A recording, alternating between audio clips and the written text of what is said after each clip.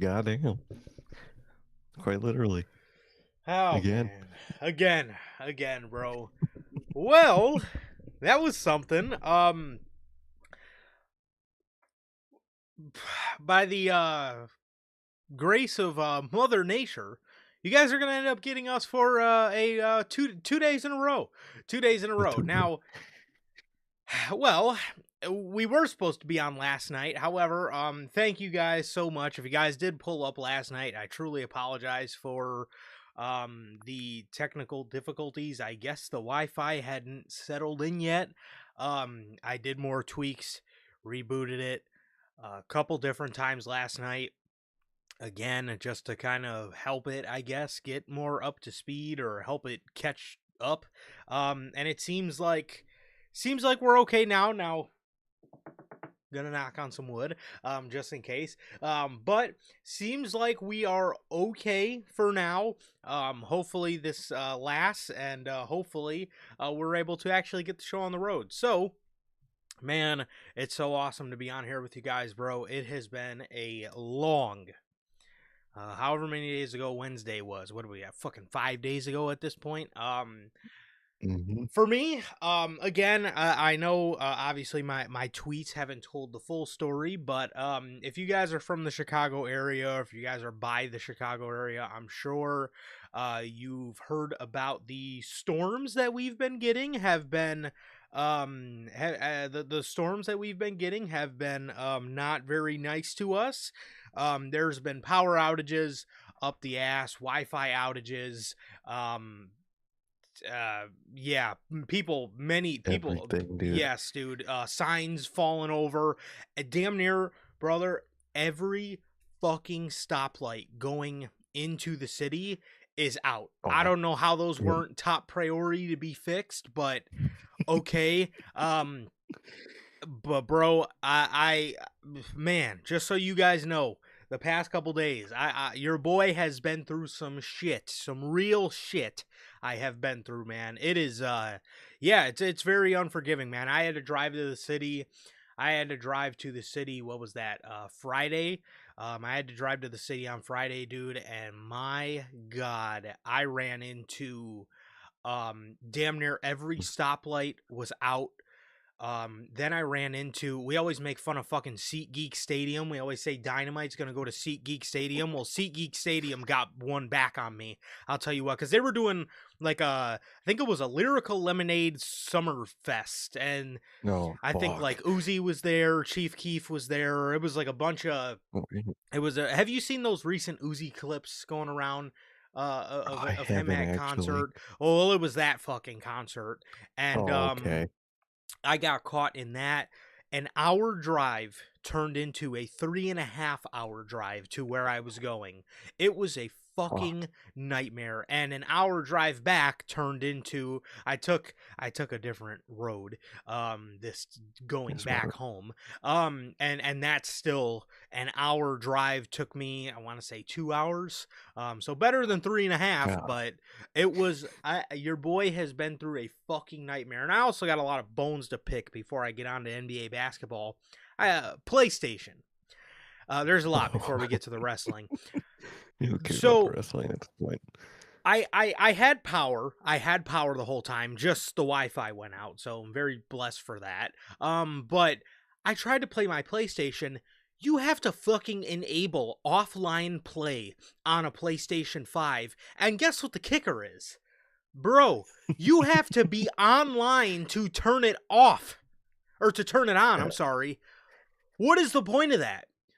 Thankfully, you know, all of my all of my all of my addictions, I guess, kind of you know, came into play for me, I guess, because your boy has been I guess for lack of better term, addicted to, you know, buying, you know, old console games, right? I think I've talked to you guys a couple times. I got my Xbox 360. I got my PlayStation 4. Thankfully, my old systems don't require online to play games. So I've been able to, thankfully, play some I was yesterday. I was playing some NBA 2K13. So that was if you guys know, that was the first 2K I've ever played. So it was cool to hop back on there and just get a feel for an old NBA 2K again. So that was cool. Also played some NBA 2K14, which again, for those of you who also don't know, that's my favorite one. I tried to play 15, bro. I forgot. The last time we were running all those old Call of Duties, I fucking erased 15. I was like, you Yeah. bitch. But no, I mean, 14 is fine. I honestly forgot how fucking good I had my guy on 14, bro. That man is a monster, bro. But yeah, man.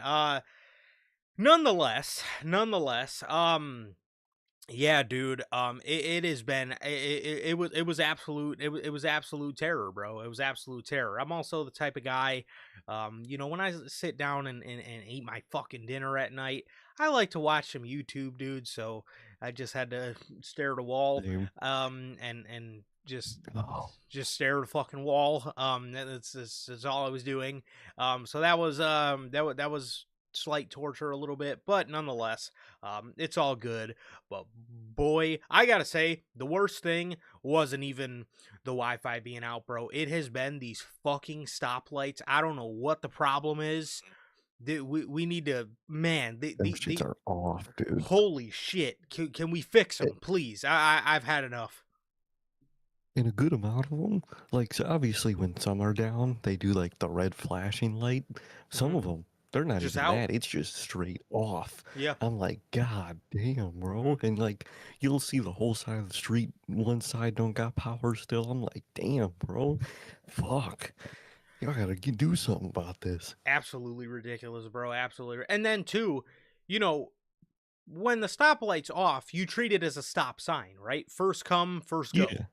Nobody knows Motherfuckers that. don't know what they're. No, No, nobody bro. has any fucking clue how to drive, bro. So I got that shit, and That's I'm a not what I pretty did today, bro. man. I feel like I'm a pretty patient person. That shit was testing. Oh my god, it Hmm. tested me to the very end of my patience, bro. Oh my god. Hey, man. Whatever I always say, bro. If it don't count if you behind the wheel, no matter what you're fucking yelling at, dude, it don't count. Cause man, oh man, was Bro, that shit crazy, man? holy Yesterday, bro, shit.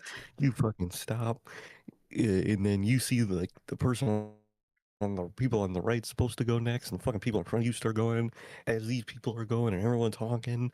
Oh, bro, and it's every single fucking intersection too. It's insane, bro. Terrible. Absolutely fucking terrible, man. But that is what I've went through the past couple days. So that's why we were not able to be on here on Friday.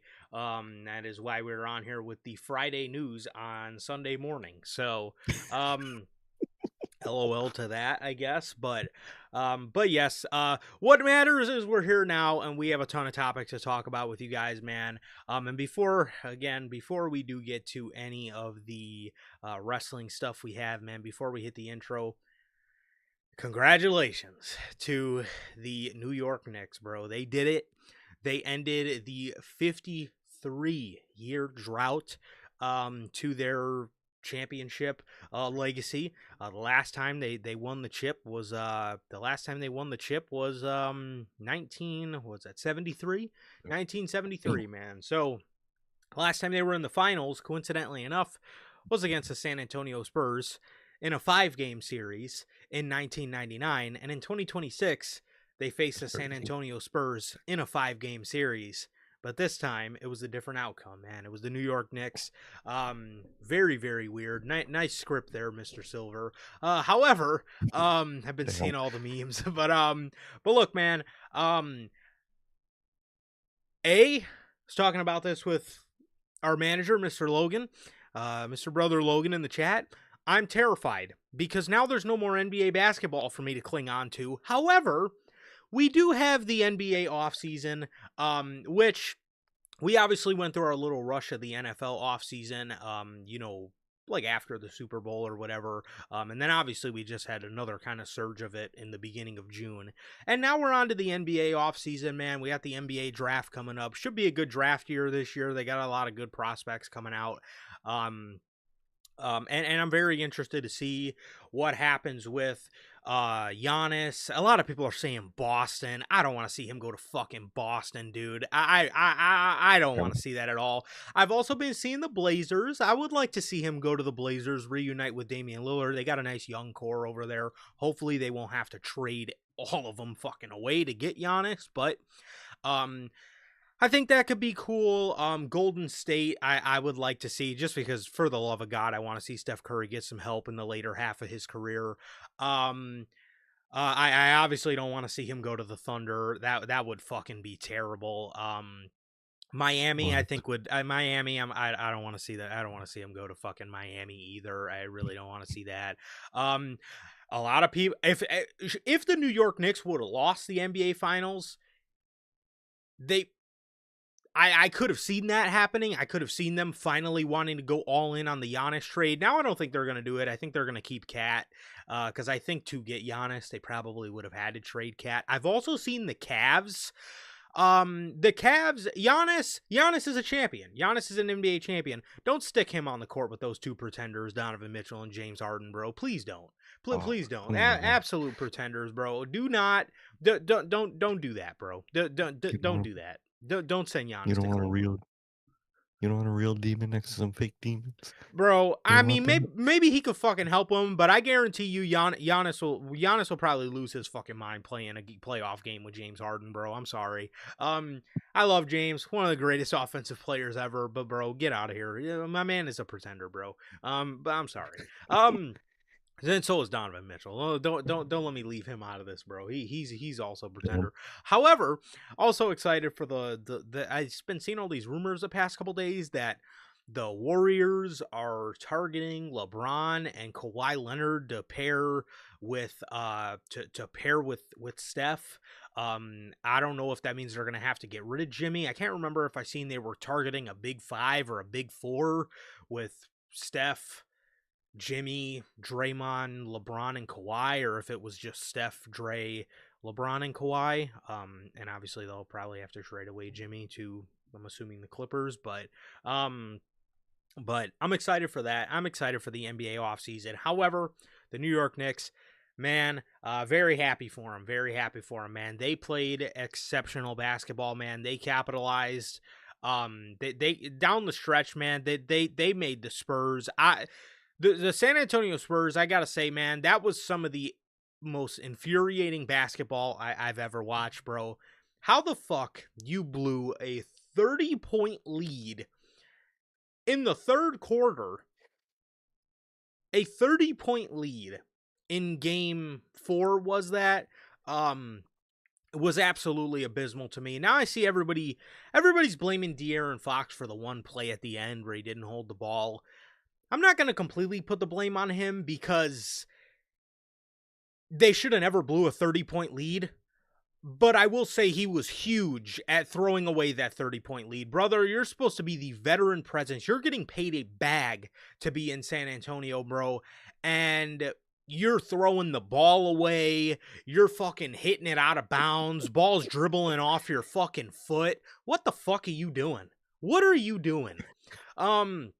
Honestly, bro, dude, honestly, man, if I was San Antonio, you have Dylan Harper and Stephon Castle. That's an amazing backcourt that can last you for fucking 10 years should you go about it the right way. If I was them, I would probably trade him away. Now, it's going to be hard finding somebody to take on his contract, but there are teams that would do it. I would trade him away for depth. Another one I would trade away for depth is Keldon Johnson. That motherfucker's the 6th man of the year. And you look at his stat line across the postseason: 7 points, 7 points, 3 points, 3 points. You're supposed to be the spark off the bench. What are you doing? You won the 6th man of the year. You're not even the best 6th man on your own fucking team. What are you doing? But Dylan Harper, you can't keep him coming off the bench, man. And why they sat him as much as they did, I do not know. He needs to be starting, and he's going to be he's gonna be very good, man. He's gonna be very good, man. But nonetheless, Spurs will be fine. I think they'll be back. I think you guys know how I feel about Wemby. I think he's a generational talent, and I think he's going to be playing in high level games in this league for many, many, many years. But at the end of the day, they were inexperienced, and I just think they made a lot of bad decisions, and they could not close a game down the stretch to save their life. And they do have a good core. They do have a good core, man. But for me, De'Aaron Fox and Keldon Johnson, they would have to go, man. I think they got a lot of nice young pieces, man. Obviously, you have Wemby, Young, Stephon Castle, Young, Dylan Harper, rookie. This is his rookie year, bro. Come on, to be playing like that as a rookie, man. That's insane. That's insane stuff. Julian Champagny and Devin Vassell, I think, should stay, obviously, but those two for me, I would. They gotta go. They gotta go, man. I would trade them for depth, personally, but yeah, that's that was that. As for New York, sensational basketball, dude. None of those guys really have like NBA finals experience on that team, and for them to stay as locked in as they did, and as just calm and poised down the stretch, is fucking insane. Jalen Brunson with 2 sensational games. A lot of people thought he wouldn't get Finals MVP because he struggled in the first 2 games of the series. But games 4 and 5, bro, he put the team on his back, came alive, bro. Obviously, OG had that insane play in the Garden from the comeback game, the tip-in game, man. Absolutely insane to see Madison Square Garden going fucking ape shit like that, dude. But no, they played amazing, and again, they stayed locked in down the stretch and was able to capitalize on a lot of San Antonio mistakes, man. And I think I seen somebody say this, man. San Antonio was the better team, but San Antonio was also the dumber team, and that's what cost them. And I think that's true. I think they just played a lot of dumb basketball down the stretch, and cost them. So they'll be back. I don't think there's any doubt in that. But I think they need more depth, especially if they do want to be able to beat like a healthy Oklahoma City Thunder team.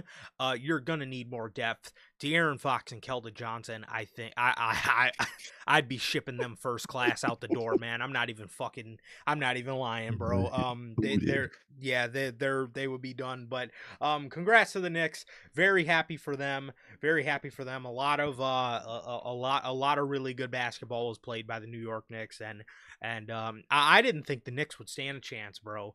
And then they ended up going on one of the most dominant playoff runs that we've ever seen, man. So awesome stuff. Congrats to the Knicks. And this is the 8th different champion in the NBA in the last 8 years. For the last 8 years, good. We've got a new champion every year, man. You love to see it. You absolutely love to see it. But yeah. But hey, man. Triple H never.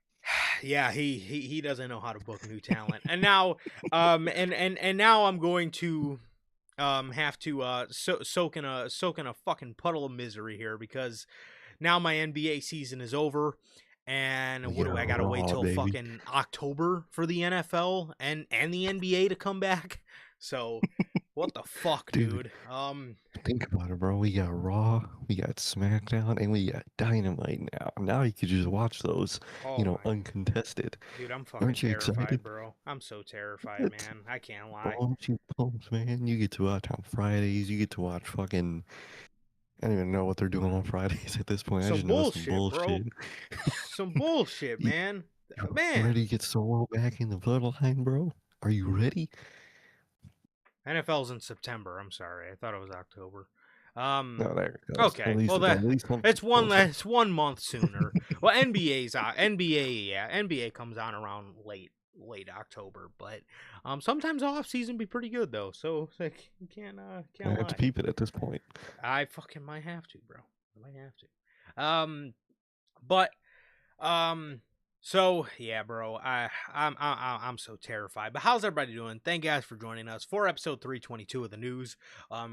this is your first time watching, guys, do not know the show works every single Monday. We're on here with NHP Unscripted after Monday Night Raw, and normally on every Friday at temporarily 12 p.m. Central. We're on here with the news, man.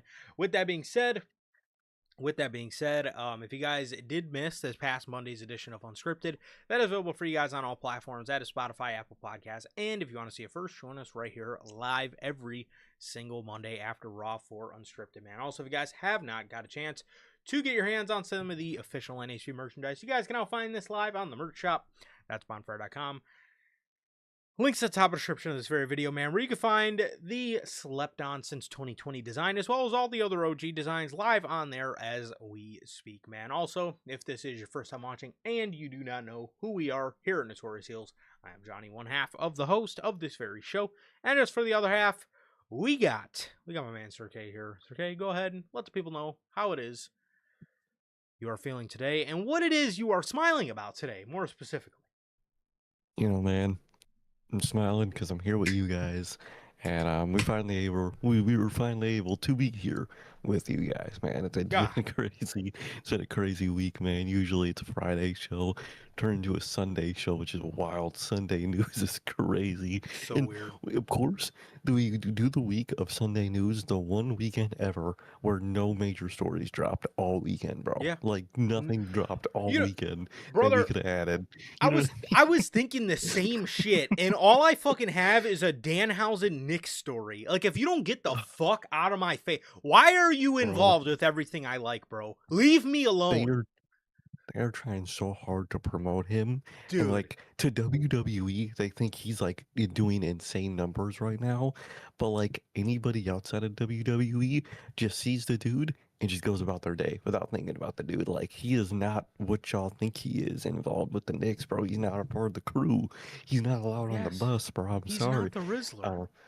Bro, they were in there fucking celebrating with Timothy Chalamet. You didn't see them celebrating with Danhausen. You didn't see that. Yes. But that's a whole separate thing. It's just me and my Danhausen hatred, man. But other than that, they man, had I'm doing from good. Night at the Museum. What's his name? Ben Stiller. Stiller. Yes, Ben Stiller. Yes, they had him in there, bro. They had my man Spike Lee. Honestly, Spike Lee's part of the team, bro. He been attending them fucking Nick games for like 40 fucking years, bro.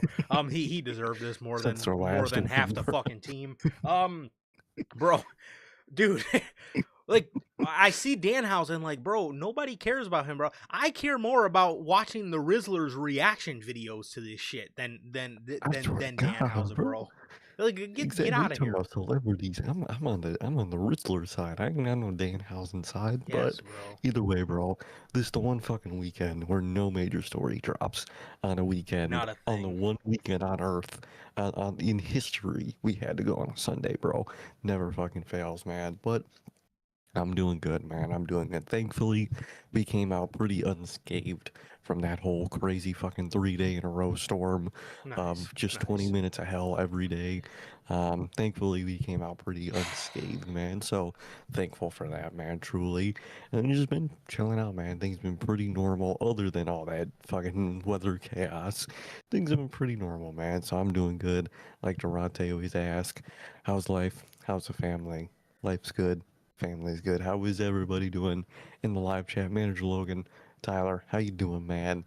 What about you, bro? How are you doing? I'm doing very good, man. I'm doing very good. I hopefully today should be getting back on my walking trails. You know, I know a lot of you know, yeah. Us here at NHP, you know, the NHP family, we understand about. Yeah, I was gonna say we understand, you know, about grass and you know what air smells like and stuff like that, and you know what the sun feels like. I haven't been able to have that, bro, because of the fucking storms and because of the rain. Haven't been able. Just a nice day with some sun, just out there just walking, bro. Finally gonna fucking be able to get to do it today, hopefully. Very, very stoked for that. And I'm stoked to be here with you guys, man. As Durante always asks, I'm good. Family's good. What about you? Durante, Logan, Bell. We got my guy Tyler in the chat. How are you guys doing? Thank you guys for joining us, as always. And how are you guys doing, man? But I'm doing good, man. The hell seems to be over.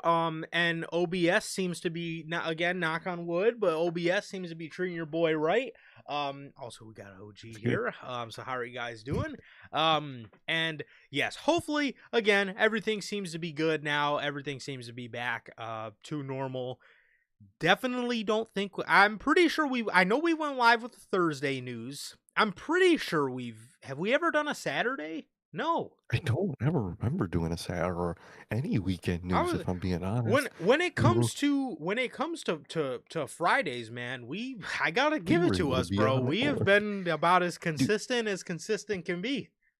I'm so glad so far. Again, knock on wood, OBS is working out because all I was thinking was like, man, we never missed a Friday news episode ever, and I don't want that to be the case. You know what I mean? Nah, So bro. so far, that knock on wood that this shit's working, bro. Because I was like, I swear to God, if we have to miss our insane record, I was actually gonna be fucking so sad, dude. Yes, and actually, we have missed one, and it Oh was yeah, it was people remember it that. was episode 2, and funny enough, it was because you Oh had yeah, power outages, and now yeah. That's when my fucking shit was off for like a week. yes, and now 6 years later, I'm the fucking one. I didn't even have a power outage. I had a Wi-Fi outage.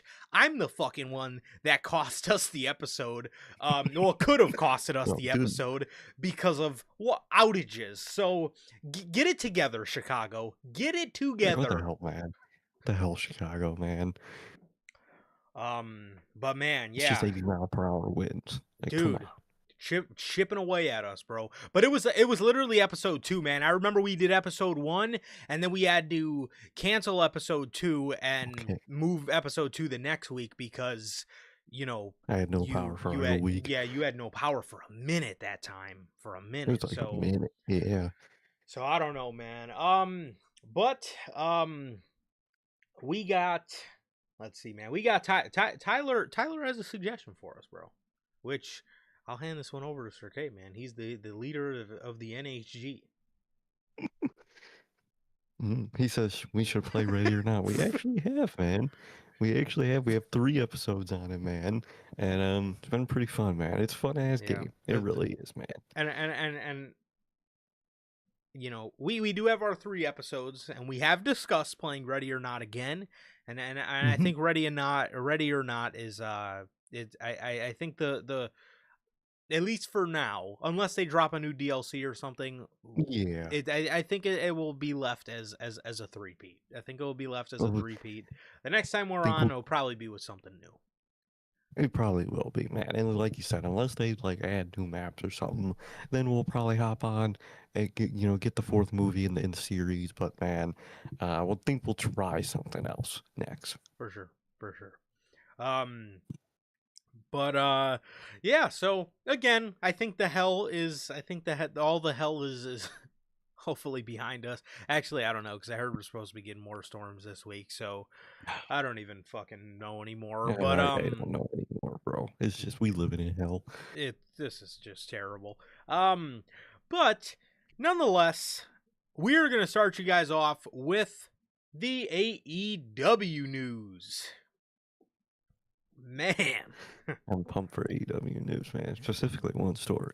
we got all but 4 stories. Wow. And we're gonna start you guys off with one about Limitless, or I guess in this day and age, Limited. Keith Lee. Oh, come on. Um, You gotta do them like that. we're gonna start you guys off with Keith Lee, man. According to Fightful, AEW had tentative plans for Keith Lee to return a few months ago. However, those plans seemingly have been scrapped. Keith Lee has not appeared on AEW TV since This is insane. December of 2023. Oh, God. Holy Been almost 3 fuck. years, dude. 2.5. Oh, we're coming up on 3 goddamn years. That's insane, bro.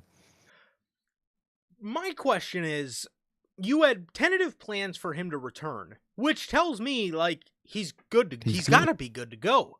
If you had plans for him to return, and they were scrapped.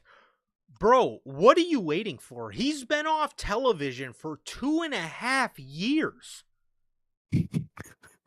Why are you? There's nothing to lose. Yeah, like he's been his stock is about as low as it's ever been, probably since he started training wrestling.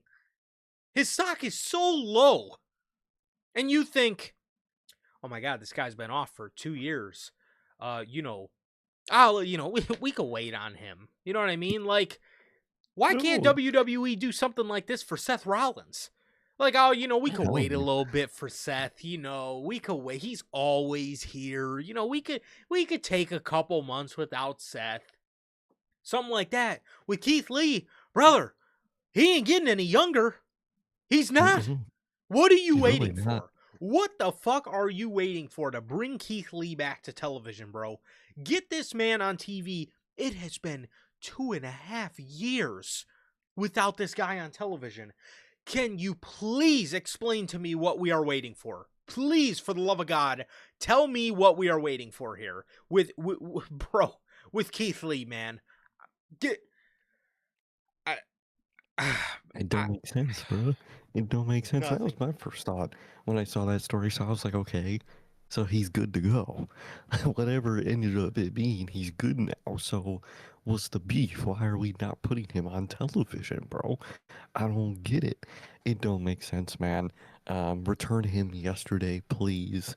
You do so much with him, man. There's so much you couldn't do for 2.5 years that you can finally do, and you just choose to just keep him off still, man. I don't get that.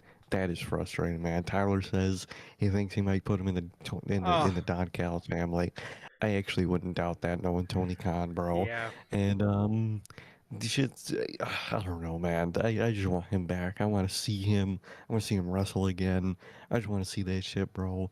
Yep. And I have a feeling we won't be able to, man. So I don't know. I feel like they're gonna take forever, man. Hopefully he comes back, and hopefully he can do something of value, man, and not like non-Cal's family or not something stupid, man. I just want him to be back and doing something that you care about, man. I really hope so. Yeah, again, to me, Keith Lee's always been one of my favorites. I've always loved Keith Lee. I think I think he's insane. I think he's one of the biggest what ifs from Mhm. NXT that you can possibly think of when it comes to, again, like guys like what could have been on the main roster. And then also he's a guy who made the transition over to AEW as one of the what ifs in AEW, along with a lot of other of his NXT uh NXT people, that are also in AEW. Again, the Miros, the Malachi Blacks, the Adam Coles, all those crop of guys that come from NXT, he is right there with them as what could have been in WWE on the main roster and in NXT. But again, we never really even got the chance to see what the fucking guy was about, man. We never got the chance to see what he was about. They stuck him in Swerve in Our Glory, and after that, it became very evident that Swerve was the Shawn out of the group, and they made Keith Lee the Marty Jannetty. Oh, But it sucks again because we never even got to tap the we glass never got a chance. on exactly on what this guy could have been. And it sucks. It really sucks to see because we all know how good Keith Lee is, man. And again, I don't want to sound like a broken record, but he was never given a chance. Why we're waiting? Why the fuck we're waiting around like we have all the time in the world, like this dude is some 20-year-old prospect? I have no Mhm. idea. Like, look, if you want to take your time with Nick Wayne, I don't understand it, but at Yeah, least he's got the age on his side. time.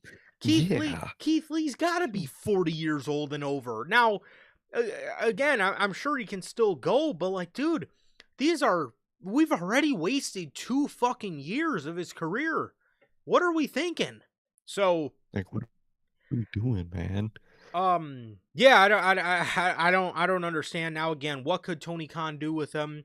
You can involve him with Swerve. Maybe he could be a heel act alongside Swerve Strickland. Maybe he could be like a bodyguard for a heel Swerve Strickland. Not like a bodyguard, but like a, like a heater. You know what I mean? That would be something for him to do. Heater. Something I would want to see him do is something something a lot of fans wanted in WWE many years ago. I would love to see it in AEW. Put the motherfucker in the Hurt Syndicate. Try that. Have him be a tag team with Shelton Benjamin, with Bobby and MVP, man. You could have him and Shelton be the tag team out of the thing. There is a lot you can do with Keith Lee. Or, if you had your head screwed on right, you just bring him back as a singles guy and let him go out there and cook. But he could be a good addition to the he could be a real good addition to a team like the Ops. You know what I mean? He could be somebody that actually makes sense to fucking be in there. I mean, it's thank you, Tyler. Keith Lee's 41 years old. Why we're stalling a return for him makes no sense to me. You could have brought him back, or again, if you wanted to just bring him back on TV and just get him out there, why didn't you put him in the Owen? The Owen needed bigger names anyway. You had Mark Davis in the Owen. Come on, man. But he's dangerous Dungzilla, bro. I personally think Mark Davis had a chance to beat everybody and go face for the world title at All In. Yeah, I thought he had a chance. but like, dude, there's so much you could do with Keith Lee. Like you said, you could put him with Swerve, and you're teasing the stuff with Kevin Knight too.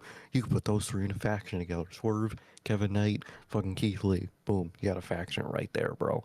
Like, you could do shit like that, man. You could do so much shit with Keith Lee, and they basically just opted to do none of it, man.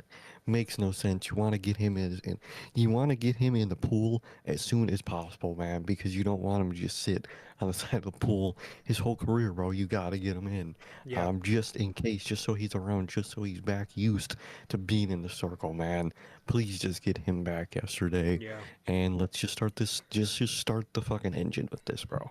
And again, Keith Lee's one of those guys in AEW where Keith Lee is one of those guys you can throw out on a piece of paper and say Keith Lee versus blank, and all the matches sound good. You know what I mean? Keith Lee versus MJF, Keith Lee versus Takeshita, Keith Lee versus Okada, Keith Lee versus Kyle Fletcher, Keith Lee versus Jon Moxley, Keith Lee versus Will Ospreay, Keith Lee versus fucking Kevin Knight, Keith Lee versus Speedball Mike Bailey. Come on, bro. Fuck, I mean, yeah, put the national championship on him. The fucking title doesn't mean anything anyway. Do something. Like, do something, bro. Again, Keith Lee's one of those names, man. He can have a good match with just about anybody. So just get him out there, bro. Keith Lee versus Swerve. Keith Lee versus fucking Brody King, Claudio, Bandito. The names are endless in AEW, man. So get him out there, have him do something worthwhile. Again, Tony Khan's even great at making his makeshift tag teams. Put Keith Lee with a Speedball Mike Bailey. Put fucking Keith Lee with, again, in the Ops. You can do stuff with him, bro. You can do stuff with him, man. I mean, again, it just makes no sense to me why we're stalling a return on a fucking guy who's been out for 2.5 years, bro. Maybe he's saving him for a show like Redemption. Maybe Keith Lee feels like he needs to redeem himself. I need Tony Khan to hurry up and redeem the 2.5 years that we lost. So I don't, again, why we're waiting for anything is beside. As soon as I got the word he was cleared, that very next pay-per-view, you would have seen him pop up. Guaranteed. 100%. You would have seen, I would have got that ball rolling. You need to turn the gears now. He's 41. You don't got time to just spend chilling out, bro. You got to get him you got to get him in now, just in case, bro, because you never know. Yes. Max Caster. Speaking of what are we doing? According to Fightful Select, Max Caster is still under AEW contract, but hasn't been used on TV of late. Thanks. Bro, you got Anthony Bowens in the Ops for no reason. Why don't you just put the Acclaim back together? Y'all were teasing it, and then I guess they just dropped it. I haven't seen Max Caster in fucking months. Whenever the last fucking best wrestler in the world segment was, I think that was probably the last time we saw him, and haven't seen bro since. I don't understand, bro. You had the Acclaimed. They were a great team. People love them. Why don't you just keep them as a team? I don't understand, bro. I really don't get it. Doesn't make a lick of sense to me either. Max Caster is very, very good. We've obviously seen him be very good. However, I think his role is in the Acclaimed. I don't think the single stuff is working out for either of them.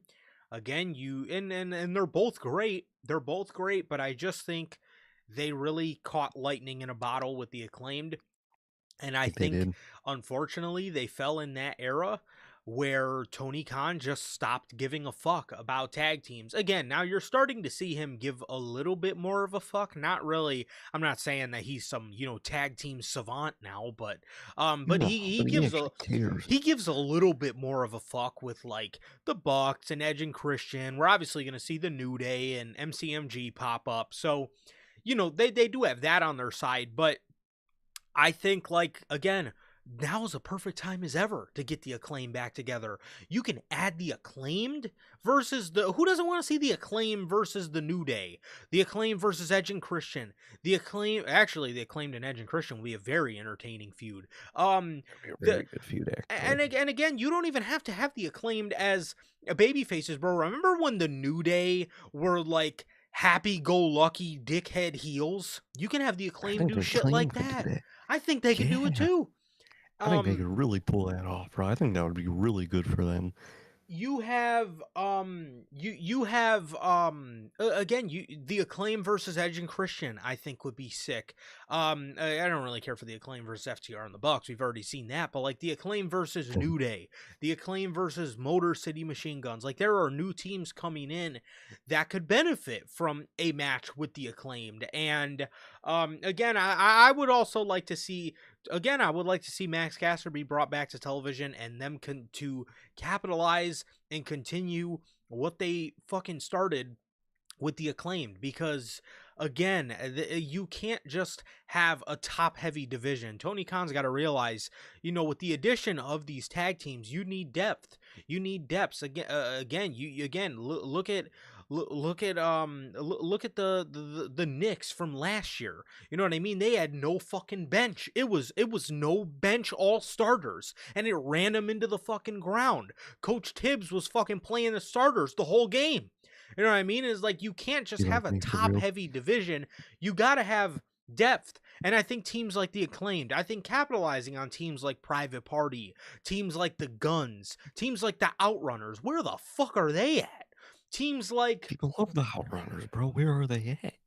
again, get a Hurt Syndicate team in there. Again, imagine you just lost Jet Speed. Get a team like Keith Lee and Shelton Benjamin. I think they'd be a great fucking tag team as a part of the tag team division.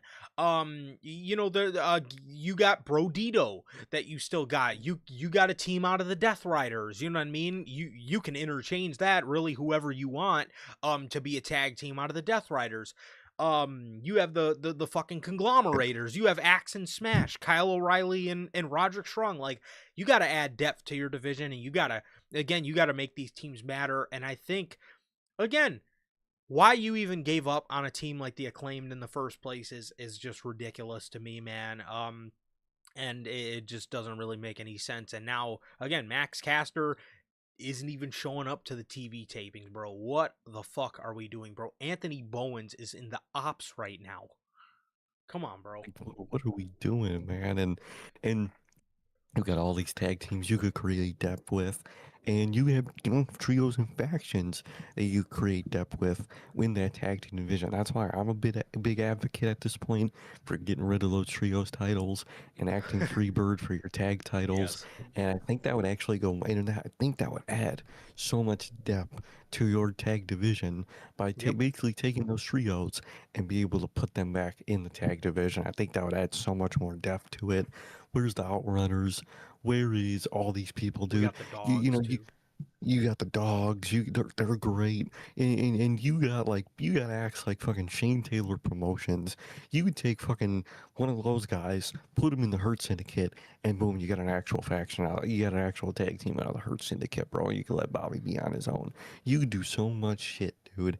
And they're doing none of it, man. I want those trios titles gone. I want the Acclaim back together, and I want depth to this tag team division because there's so many teams that basically just came and went for no reason, man. Outrunners were insanely over. I fucked with them heavy, Yeah. and they're just not existent on the show, bro.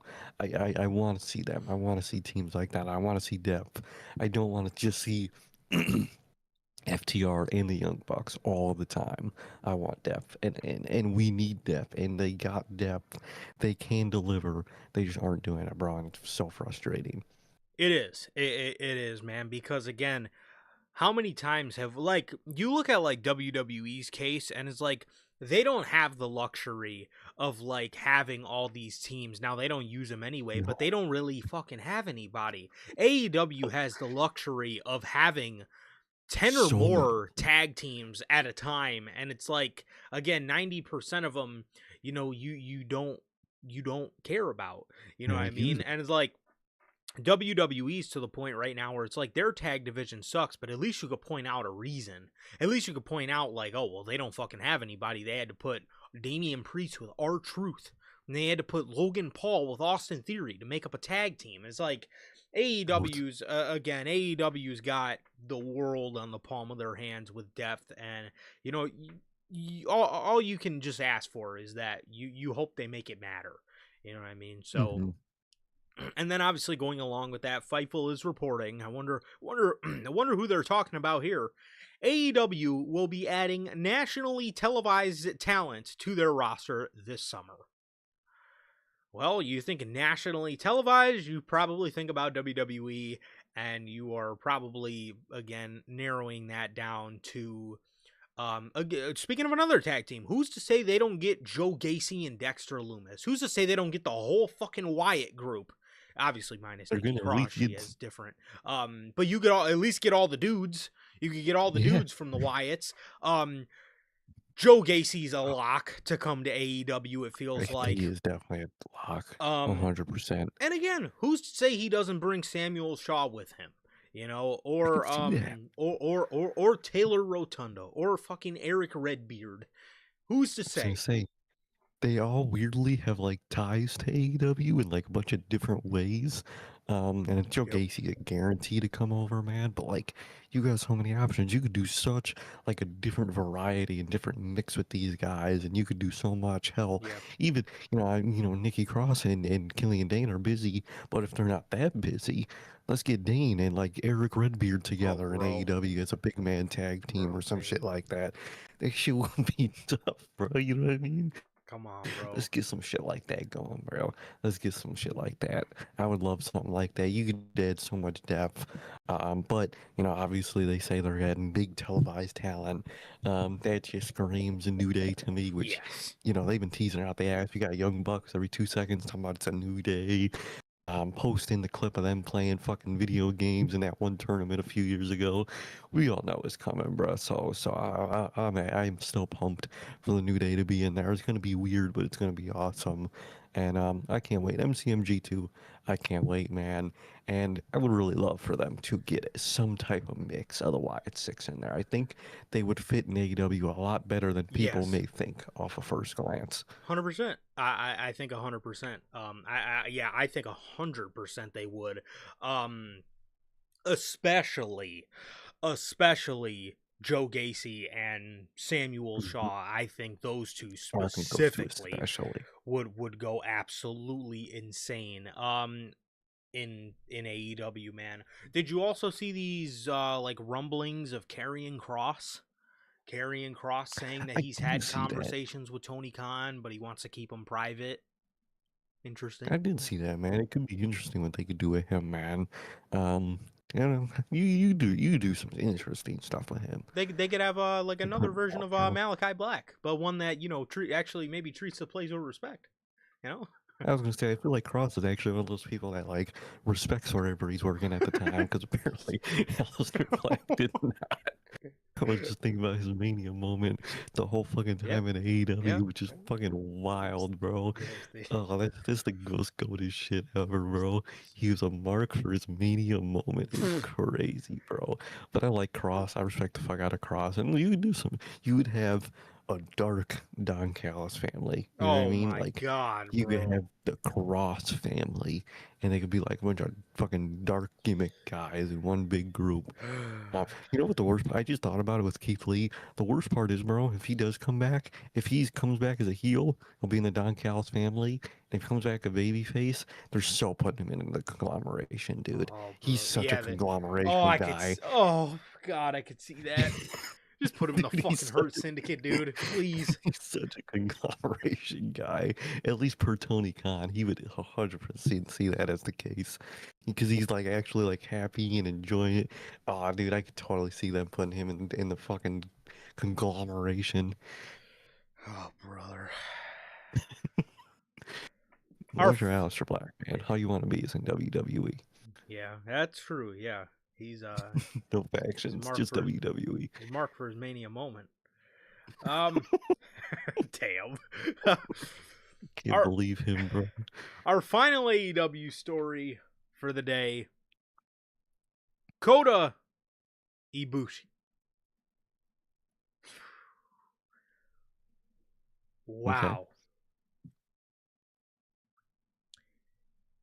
According to the Wrestling Observer, Uncle Dave says Right. that Kota Ibushi has not given up hope about returning to the ring, but it is not expected to be anytime soon. But Kota's Dave, holding out hope, bro. You think he's gonna come back? I think he's one of those people that are like such like a determined. King? I live Yeah. for this shit. He's gonna come back, and it's gonna be sooner than he should. 100%, dude. He's on that Seth Rollins type shit. I've actually seen the videos of him already doing like neck workouts I've seen in the that ring, too. which is fucking wild, bro. He's definitely gonna come back like a year and a half ahead of when he should be coming back, and it's probably not going to work out well for him after that. But I think he's going to be one of those guys that do that type of shit anyway. Well, you know, he's he's 100%. he's had a lot of torture. Yeah, he's had a Yeah. lot of torture, From New man. Japan, of course. New Japan, exactly, for New Japan, man. Exactly. Um, But but do you think we could get the Golden Lovers back? I actually really wouldn't be shocked with that. I could see at least one more attempted run with the Golden Lovers, man. I wouldn't be shocked with that. Um, I actually think that might be better for Kenny at this point than Yeah, I think Kenny. that would He's got suit to get him. this one. Yeah. And I think that would soothe him. But I think Kenny's got to get this one last title win and loss before for the time is gone. And I think after that, dude, after like redemption and all in cycle, you really should focus on putting him in multi shit, whether it's with the Bucks or when, obviously Coda comes back, you could do that. Because again, I love Kenny, and he was going crazy in the last pay per view. We were shocked by how crazy he was going, I was very but he can only shocked. go crazy for so long. I actually think something like the Golden Lovers would really be good for Kenny's just overall just speed and health at this point. Well, hopefully the Golden Lovers can find love again because yeah, I do definitely think that Kenny in this stage of his career probably needs Coda in in a lot of I think ways, he needs Coda. um Exactly. no man, I think I think that's the best case scenario. And yeah, Coda's probably gonna come back a lot sooner than he should. How the fuck you broke your Oh, sternum? I have no idea. Um I have no idea, but hopefully, I just hope that he's, okay when he actually does come back because I think Kenny I needs him, hope man. so. So, I think he does. um, but yeah, man. And that's all the news for AEW. That is all the news for AEW here today. Now switching over. Let me just double check. Yes, now switching over to WWE. But before we get to that, we have an official word from our sponsor here at NHP. We got a word from none other than W Energy, man. W Energy is an energy drink loaded with vitamins and nootropics formulated to improve focus without getting the jitters. W is a clean formula, sugar-free, zero-calorie, free from fillers and artificial colorings with 150 milligrams of caffeine per serving. You can get your W products today with the link below and code NHP at checkout to save yourselves 10% on your next W purchase. Truly, always gotta shout out W. Whether workout, whatever you may need the energy for, man. No matter what it is, no matter what you gotta do, you need the focus, the energy. W's got you, man. It'll give you all that. You won't have the jitters, and it'll taste good all at the same time. Truly, always gotta shout out W. Yes, sir. Yes, sir. As always, thank you and shout out to the wonderful people over at W, the official sponsor of what we do here at NHP.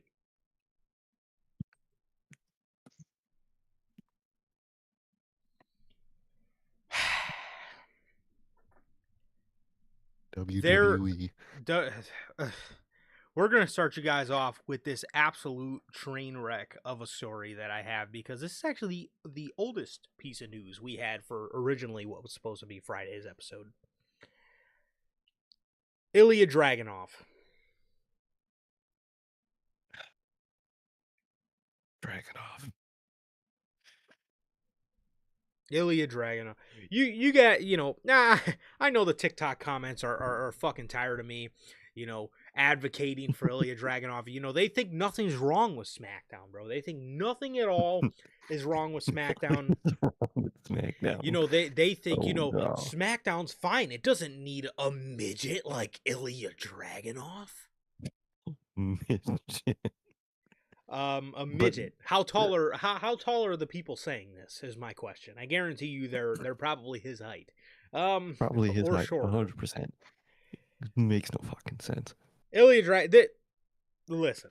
This is one of the more irritating stories that I've ever had the displeasure of reading. According to Uncle Dave, Ilya Dragunov is reportedly not viewed internally as a top guy by higher ups, but much rather as an interchangeable mid-carder.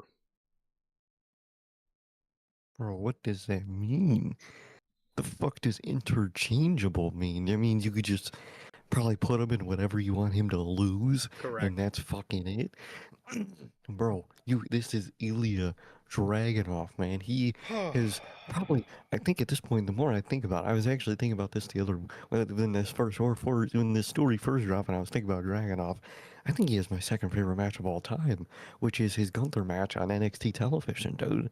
That's probably my second favorite match of all time. Brother, this is Ilya Dragunov, my favorite match of the year, 2 years in a row with Walter, the fucking other GOAT, bro.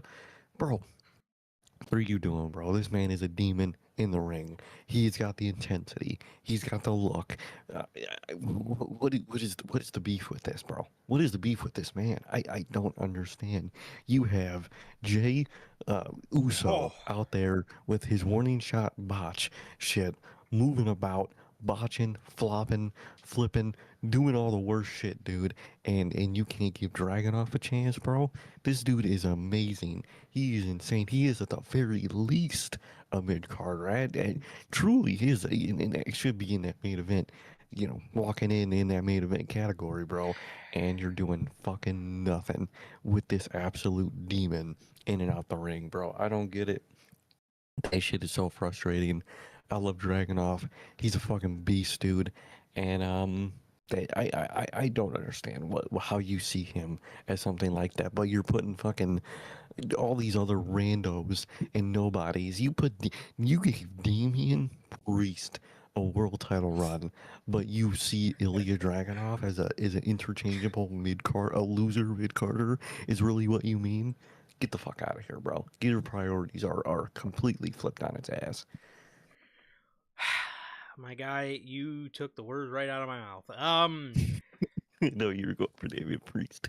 Yeah, I was going right for him, bro. And that, you mentioned Ilya Dragunov, and that's a great point. Now that I think about it, dude, there's nothing better than watching a banger ass wrestling match with your boy, and that was one of the most fun I've had watching a wrestling match.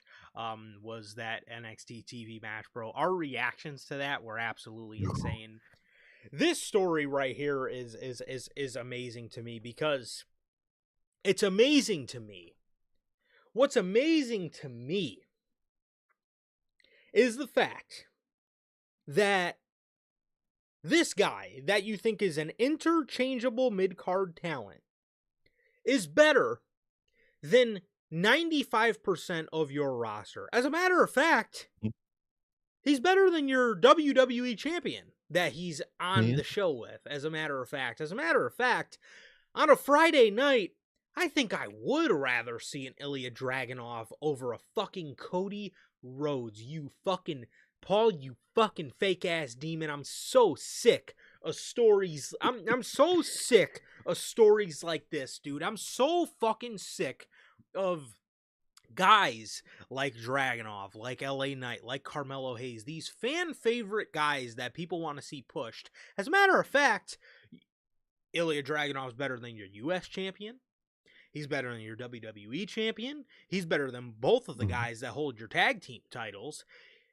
He again, better than 90% of your roster. He is in the top 1% of guys on fucking SmackDown right now, and you choose to look at him as an interchangeable mid-card talent, which, what is an interchangeable mid-card talent? If you want to know what an interchangeable mid-card talent is, it is LA Knight. It is a guy that they can slot in, that they know that the fans are still going to love, whether they have him lose or whether they have him win, which 90% of the time they're just going to fucking have you lose. And that's all it's going to be. They're a guy that they know that they can slot losses on, and they know that the fans are still going to like, but they don't really care if the fans start to dislike them because they don't really care about them in general. You boneheaded fuck. This is the kind of stuff that pisses me off, bro. The amount of fucking scrubs you gave chances and that have fucking failed. 90% of these Triple H projects have fucking failed. Cody Rhodes is a big fat fucking failure outside of the moment at WrestleMania 40, and a couple of things that he's done during his run have been fucking good.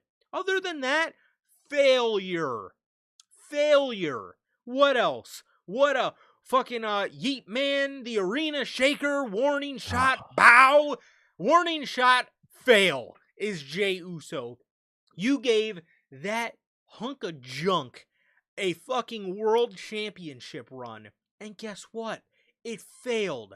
And then, the best one of them all, Damian fucking Priest. He ain't shit. He ain't fucking shit. You know what he is? You know what? He is a Puerto Rican version of evil. He is Puerto Rican Jack Swagger, a guy that has no business holding a world championship. And you mean to tell me this is how you view them as top guys?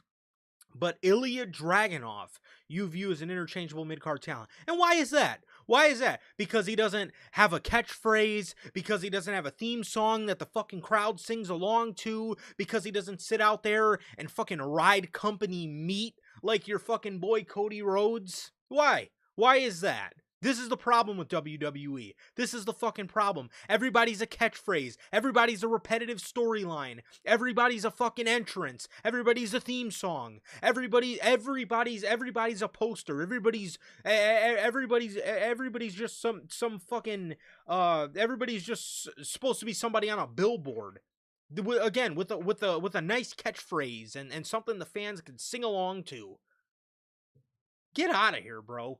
But when you actually have when you have real professional wrestlers like Ilya Dragunov that your fans actually like, and your fans actually want to fucking see, and it's not just me saying this. Fans really do like the fucking guy.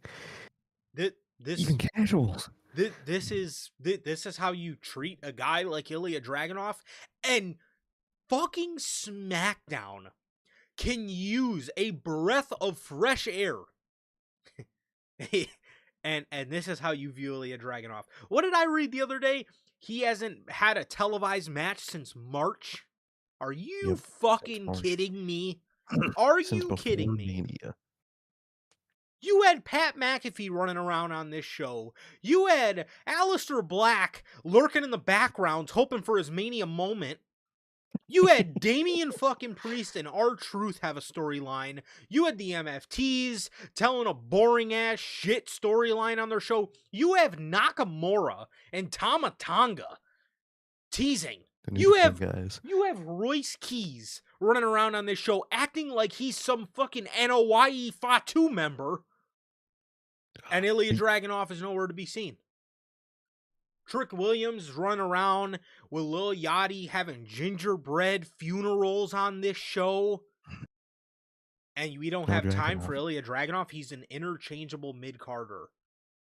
And the thing that kills me, bro, is the casuals also like this guy, bro. If you put him on a match on fucking Buttfuck USA SmackDown episode, man, when they're in fucking Portland, fucking Wyoming, and the fans are going crazy for his match, bro, because they like Dragunov. You put him on the screen, even the casuals are standing up, dude. That's how good he is. What are y'all doing? I cannot. I can't. I truly cannot express how like incompetent Triple H can be with the handling of a lot of his talent. And then two, this is why me and Sir K question on a Monday night.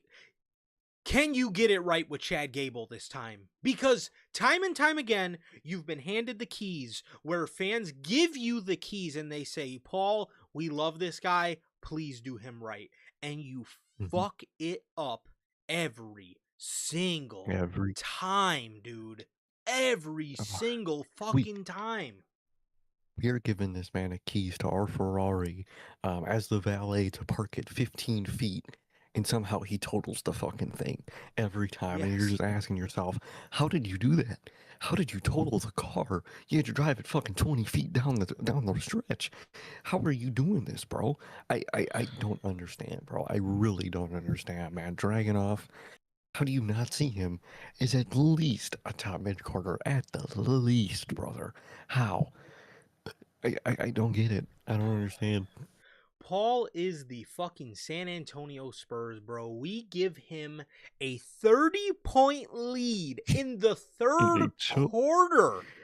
In the And they, third fucking quarter. And somehow, some way, the booking Grim Reaper is the New York Knicks. And he comes back and fucks him every single time. But really, he fucks us. Because Paul must think this shit is good. You think it's he good. does. That's the worst part, bro. You think flying Ilya Dragunov to wherever you're going every week just to have him sit back there is genuinely a good idea? You dumbass idiot. This is what you And think. I feel like there's nothing more frustrating as a wrestler than that, too. You're flying out every week. You're Yes. paying, and this is WWE, so you're paying for your travel. You're paying for the Uber, for the fucking bus, whatever you got to fucking take, just to sit back there and just not be called out to the stage, bro. I'd be like, why the fuck am I here? I want to be here. I want to be out in that ring. I want to be cutting a promo. I want to be in a program. But I'm just sitting back here, just fucking waiting for nothing, just to fucking see Royce Keys walk past me for his fucking bloodline segment. What are we doing, bro? Bro, What are we doing? This shit don't make sense. None of this shit makes sense. we're booking Tala Tonga as a It's a monster monster. on the show. But This is what are the, we? These the dudes suck. this is the show we're talking about, bro. This is the show we're talking about. And again, bro, everybody except for maybe Gunther on this show, I would put Ilya Dragunov up against as somebody who's a better in-ring performer and has the potential than Mhm. 95% of people on that show. I can confidently say I would much rather see Ilya Dragunov than 90 fucking Like, dude, percent of them. for me, Fuck Cody. Fuck the Cody and Sammy story. That fucking it's not. I don't care about it. It's not good. Um, dude, fuck that. Give me Gunther and Dragunov at SummerSlam, bro. If Triple H was a real booker, he would do that shit. But he's not. He's about to give us. I swear to God. I swear on everything, bro. If I see a SummerSlam graphic of Cody Rhodes and Jey Uso, I might lose my fucking mind. I might lose my fucking mind because at this point. That's what signs are pointing to. And what the fuck, Triple H? How do you make me want Seth Rollins to win that thing at that point? What the fuck is wrong with you, Triple H? I don't get it, man. I don't understand what they're doing. I got another one for you, bro. Paul Paul Levesque. I promise you, is more and more reminding me of De'Aaron Fox, bro. This Oh, motherfucker gets the bro's ball. missing all the wide open. This motherfucker gets the ball on a fast break with, what was it, 12 seconds remaining, and all he has to do is dribble the ball out and get fouled. But what does he decide to do? He decides to fucking run in a foot race, go for a layup, and get fucking blocked by the booking Grim Reaper, bro. You dumb ass, fake demon. What are you Mm-hmm. thinking, bro? Dribble the He's ball booking. out. It's so simple. You're supposed to be or just like De'Aaron Fox. Aren't you supposed to be a veteran? Aren't you supposed to be good at this shit? Aren't you supposed to be something of a fucking booking savant that we seen you in NXT? And this is what we get. This is what we fucking, dude. Ilya Dragunov was when Triple H was still running Black and Gold. Triple H is booking Ilya Dragunov like Going like the the Knicks. man. He was booking Ilya like the man, bro. Ilya Dragunov was tapping out Gunther. He was some fucking psychotic fucking Russian that was just overruling That's just a NXT super UK. demon. A super demon, bro. A super demon, bro. What changed? What changed? Where did your mind go? Triple H fucking brain is turned into mush at this point. I don't know what the fuck is in his head or in his chest. I don't know if he got heart surgery, lobotomy. I don't know what the fuck he got, but he done fucked up and he don't know what the fuck he doing at this There's got to point, be a bro. clone. Triple, he's got to be a clone. He's got to be a clone, a lobotomite. I don't know what the fuck he is at this point, man. But he ain't doing nothing smart, dude. He's fucking up all over, and he sees Dragon off is essentially what that translates to is a mid card loser is what sees him as, which is fucking insane, dude. That's insane. Oh, Damn. oh man, that's horrible. That's the dude that sings Life Goes On, right? I think I don't know what he sings, but I know his face now that I just opened the Twitter and I've seen his face before. Yeah, that is him. That is the guy that sings Man, Life Goes On. that sucks, dude. Damn. Logan has informed us that Oliver Tree was killed in a helicopter crash at 32 years old. Man, Holy fuck. Condolences to him, man. That's condolences to him and his family. Sending out our prayers from us here at NHP, bro. That is wow. that's horrible, man. That's horrible to see. Yeah. Jeez, that's crazy. That's crazy. Um damn, yeah. Oh Holy my god, fuck. I'm just saying this. He was the referee in that Logan Paul gender reveal match that he fucking did for his gender reveal. I'm dead. Oh Wow. yeah, I do Rest remember in that. peace, man. Yeah, rest in peace, bro. Rest in peace. That's terrible. That's absolutely terrible. Holy shit. Oh my Yeah, two god. helicopters collided midair. That's insane. The fuck was the pilot doing, bro? Like, you get like, dude, that's horrible to see, man. Yeah, that's terrible. Oh, That's terrible. Jeez. Yeah, condolences to the man and condolences to him and his family, bro. That's horrible. That's absolutely that's horrible. horrible, man. Sorry to hear that. Um, jeez. Well, wow.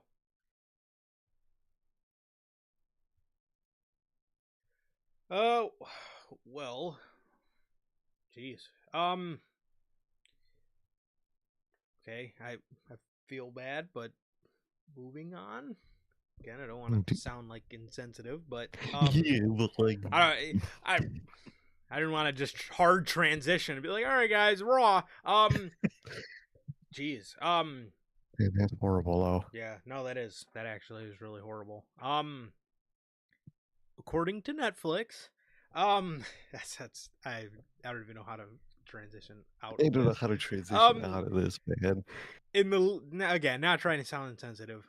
According to Netflix, Monday Night Raw last week averaged its lowest amount of views since launching on Netflix with 2 million views. Oh, remember, bro, Nick Khan, he says that Nick Khan says that you know, that it's on them. It's on them to do better, man. If they see, you know, record low ratings and stuff. Well, we're here. Well, what are you gonna do, Nick? Literally, like fucking 3 weeks after you said that, guess what, buddy? We're fucking seeing the record low ratings. So where you at? You gonna lock in? I don't think you're gonna fucking lock in. Jeez. What are you doing, Nick? What are you doing, bro? Hopefully Paul can get it together, man. But the way things are looking on SmackDown, man, yeah, I don't know. It doesn't get much better. I'm telling you, dude.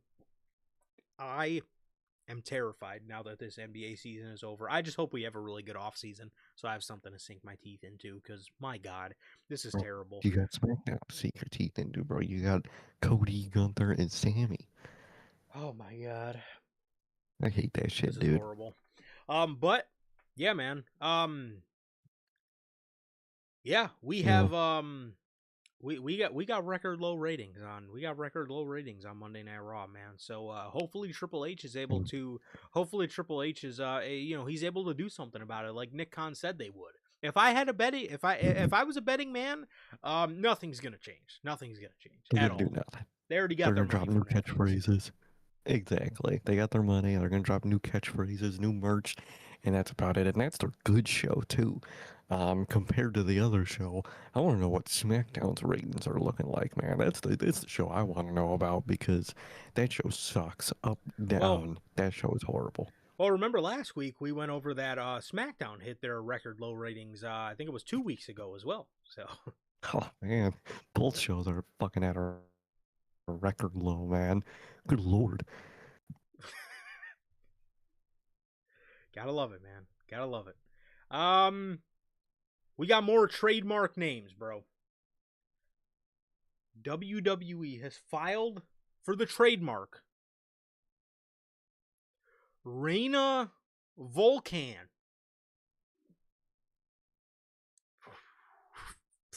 Reina Vulcan. Dude, is this wrestling or is this fucking Skyrim? What kind of fucking medieval ass name is that, bro? Reina fucking Vulcan? What? Who the fuck is that gonna be for, bro? Who the hell is that gonna be for, bro? Like, what the hell? Look, dude, you know exactly, Durante. Who? I'm a big Reina Volcan guy personally. What the fuck? You said Skyrim, bro. That just fits so. That is dead ass the name of a character you fucking hear in Skyrim, dude. That is absolutely like terrible, fucking, bro. It's like a Game of Thrones character. That is like the most medieval sounding name I've ever heard in my life. Reign of Vulcan. Oh man, that is absolutely terrible. I swear to you, I don't know how WWE comes up with these name lists, bro. But this is some of the corniest shit you'd have never heard of in your fucking life, bro. Reign of Vulcan or Vulcan. What the fuck? That is horrible. My God, bro. My God, that's the newest trademark for WWE. That's the newest trademark for WWE here, man. As we got, let's see, what to go on to now. Oh, going back to some SmackDown stuff. According to WrestleVotes, Jade Cargill versus Charlotte Flair has been pitched for WWE SummerSlam. At one point, the match was reportedly penciled in for the event. Do you think this is still something that's going to take place, being that, Jade's obviously not the women's world champion anymore. Charlotte did advance in the Queen of the Ring tournament. I don't really think we're going to end up getting a SmackDown winner out of that, though. I honestly think we're end up just going to getting Liv or Io winning it. Mm-hmm. I think so. Do you think this is something that is still a possibility? Do you still foresee there being time to put the title back on Jade Cargill? And do you think Charlotte is? Do you think this match is still gonna happen, or do you think that the pencil has been erased?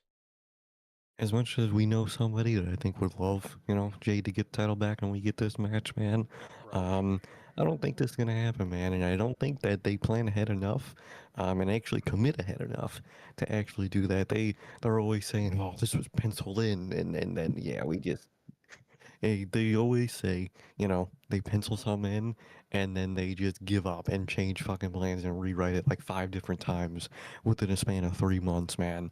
So, is it possible? You could say, but like you said, I think we're getting a SmackDown or a Raw winner, whether it's Liv, whether it's Io, whether it's another fucking member of the Judgment Day. God knows. I think it is going to be Raw, no matter what, though. I think that's what I foresee, man. And as for this, you know, they do got the whole, BFABs and, kind of Rhea and Alexa and Charlotte. They're all kind of mixing in with each other, man. So I could see maybe, another thing like that, maybe a tag match with the BFABs. Or I could even see maybe a non-title singles match with Jade and Charlotte. I really wouldn't be shocked with that. That I feel like they might want to, unless there are rumblings of something about an evolution this year, man. Maybe they Really? could do it there. I've heard that fans want that because I think they were talking about something about, another WrestlePalooza or something. A lot of fans were like, I would rather take another evolution in a WrestlePalooza spot than another WrestlePalooza. So maybe, they could do that here. At most, I can maybe see a non-title singles match at SummerSlam between the two if they really do want to set something up. But they might have saw that match. Plans might have changed because they fucking always do it. Triple H never commits to a plan unless it's fucking the bloodline. Um, and I can maybe see them keeping that match in their pocket. I wouldn't be shocked with that. I could definitely see that as well. I could definitely see that as well. And yeah, I mean, like I was saying for the Queen of the Ring, I definitely now foresee there being a Raw winner for it. And as for this, as for this Charlotte and Jade match, I think this was maybe something that they had if Jade kept the belt. I really don't see Hmm. this as a possibility anymore. Now, they very well could do Charlotte versus Jade if they wanted to just get another women's match on the card and they wanted to just do this as like a one-on-one match. This is obviously something. This is like the definition of a WWE dream match. This is something that like Oh yeah, Triple H like they would fucking love. creams over, but like nobody on the planet gives a flying fuck about. Um, Jade again, Jade versus Charlotte really does nothing for me. I think it again. I think there's like 1,000 other things you could do. I would take another Rhea Charlotte match before I would take Mm. Jade Charlotte. There's so much other things you could do with Rhea Ripley at SummerSlam if you wanted to get her in there with some new talent, right? You could get her in Oh, there. knows that You could, word. yeah, you could get her in there with Jordan Grace. You could get in there with Kiana James. You could get her in there with Blake Monroe. You could get her in there with Julia. There's so much you can do. What WWE is going to do is probably just give us another just give us another fucking Jade and Rhea match, knowing them at Probably. SummerSlam. But I don't know, but however, I do think, I do think this was originally for the championship. Although for the title, I feel like this is off the table, but I could still see them doing this as just a regular one-on-one match. I could see So, that too. yeah, but that's the news for Jade Cargill versus Charlotte Flair at SummerSlam. Moving on, more SmackDown stuff. According to WrestleVotes, Drew McIntyre and Randy Orton are expected to return to WWE TV ahead of SummerSlam. That's the point, even, bro. Let's be honest, especially for Drew, man. What are you gonna What come do you back do? and do? Beat a nothing feud and lose? and being enough if you didn't win and really get nothing out of it, dude. Man, Drew McIntyre in the past like year and a half, 2 years has gotten so fucked. I don't know what you could do with this man. I really don't know what you could do with Drew McIntyre at this point. For Randy Orton, they want to do that Cody rematch and retry for that whole feud. I'm dreading it personally. I'm sick of the WrestleMania fucking repair SummerSlam match. I'm sick of it, but Mm-hmm. we're gonna fucking get it, man. So whoop de fucking do, man. I'm really just curious to what the fuck they're gonna do with Drew. That just scares me, man. That really does. I don't know what they could do with that man.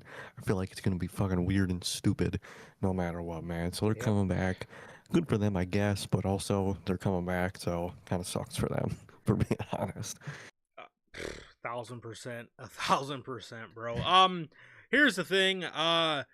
Again, with Randy Orton, I feel like it's pretty evident they're gonna have him go after. They're gonna have him chase the WWE Championship against Cody Rhodes, and it's gonna be the WrestleMania fuck up rematch. Whoop de doo. Um, I think again, I think that's the route for Orton. It's not a route I want to see at all, but I think that's the route for him. I'm in the same boat with you as Drew McIntyre. Do you bring him back to Raw, especially if you're bringing Punk to SmackDown? We'll get to that. Do you bring him back to Raw? I think maybe that's the best option. Maybe you could finally do that Drew and Roman feud. Maybe you could do maybe that, but again, that's just kind of the same old stuff again. Drew and LA Knight, I don't fit maybe nowhere. you can do, and it's like, again, yeah, it's like, even if you do end up doing the Roman feud, where that should have happened at Mania 41, we're what, a year and a half late on that. And then two, he just got out of a feud with Jacob's in the bloodline now, so like, again, you're just putting Drew right back into the I hate the bloodline vortex. Same stuff he's been doing for 4 years. I don't know. I truly wish I knew. Maybe you could put Drew in a nice, feud with Ilya Dragunov, man. Maybe you get it. Maybe you could do that. But you just view Dragunov as an interchangeable mid carder, and you probably don't care to use Dragunov. But that would be something cool. That'd be Not something they're cool. gonna I'd be do, but down it for would that. be cool. Um, Yeah. but man, again, I'm completely lost on Drew McIntyre. I'm lost on Randy Orton because I don't know what I would do with him, but I know what WWE's gonna do with him. Mm-hmm. That's the only reason I can give an honest answer on that one. But again, they're just gonna have him, come back and chase the number 15. That everybody and their mother wants to fucking see.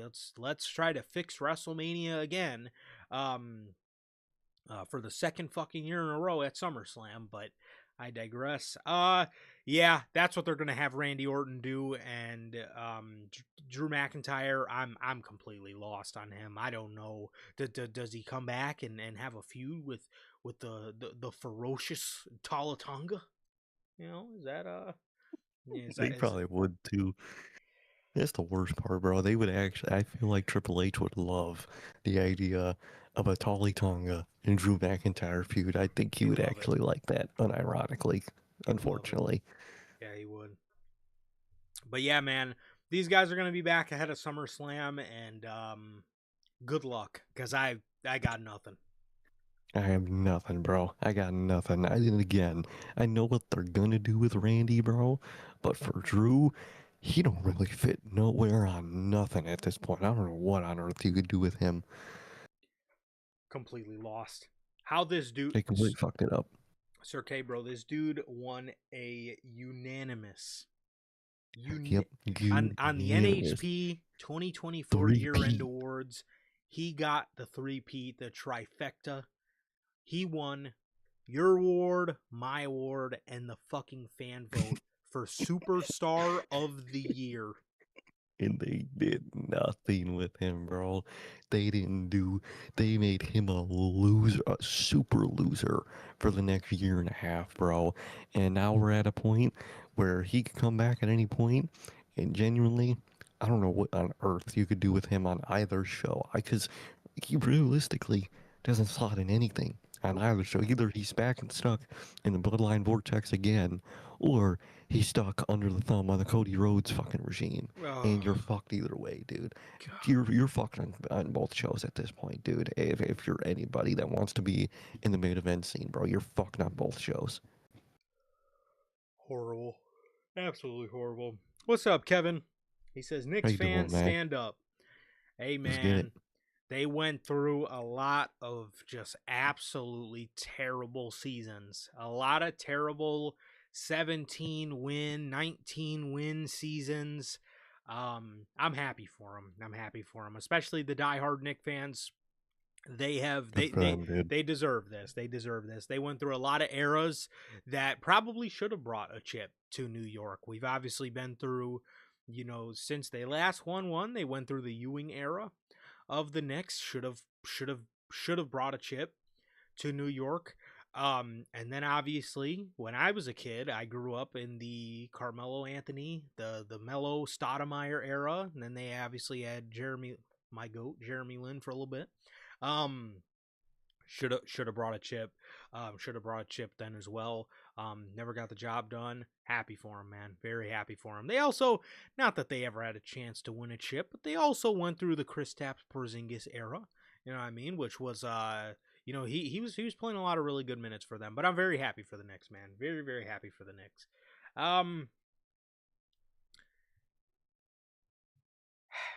Money in the Bank. This show. According to Fightful, WWE planned for WWE is planned to move Money in the Bank for well over a month. And there were multiple reasons behind pushing back the show, including a scheduling matter with broadcast partners, while the event would have been more expensive for fans in early September due to Labor Day weekend. Brian Alvarez of the Wrestling Observer also elaborated on this.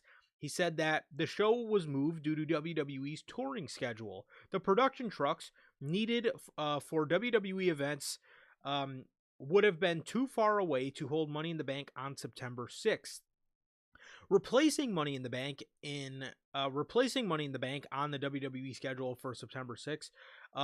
We'll get to that in just a second. But got switched with another event. Money in the Bank has been held off.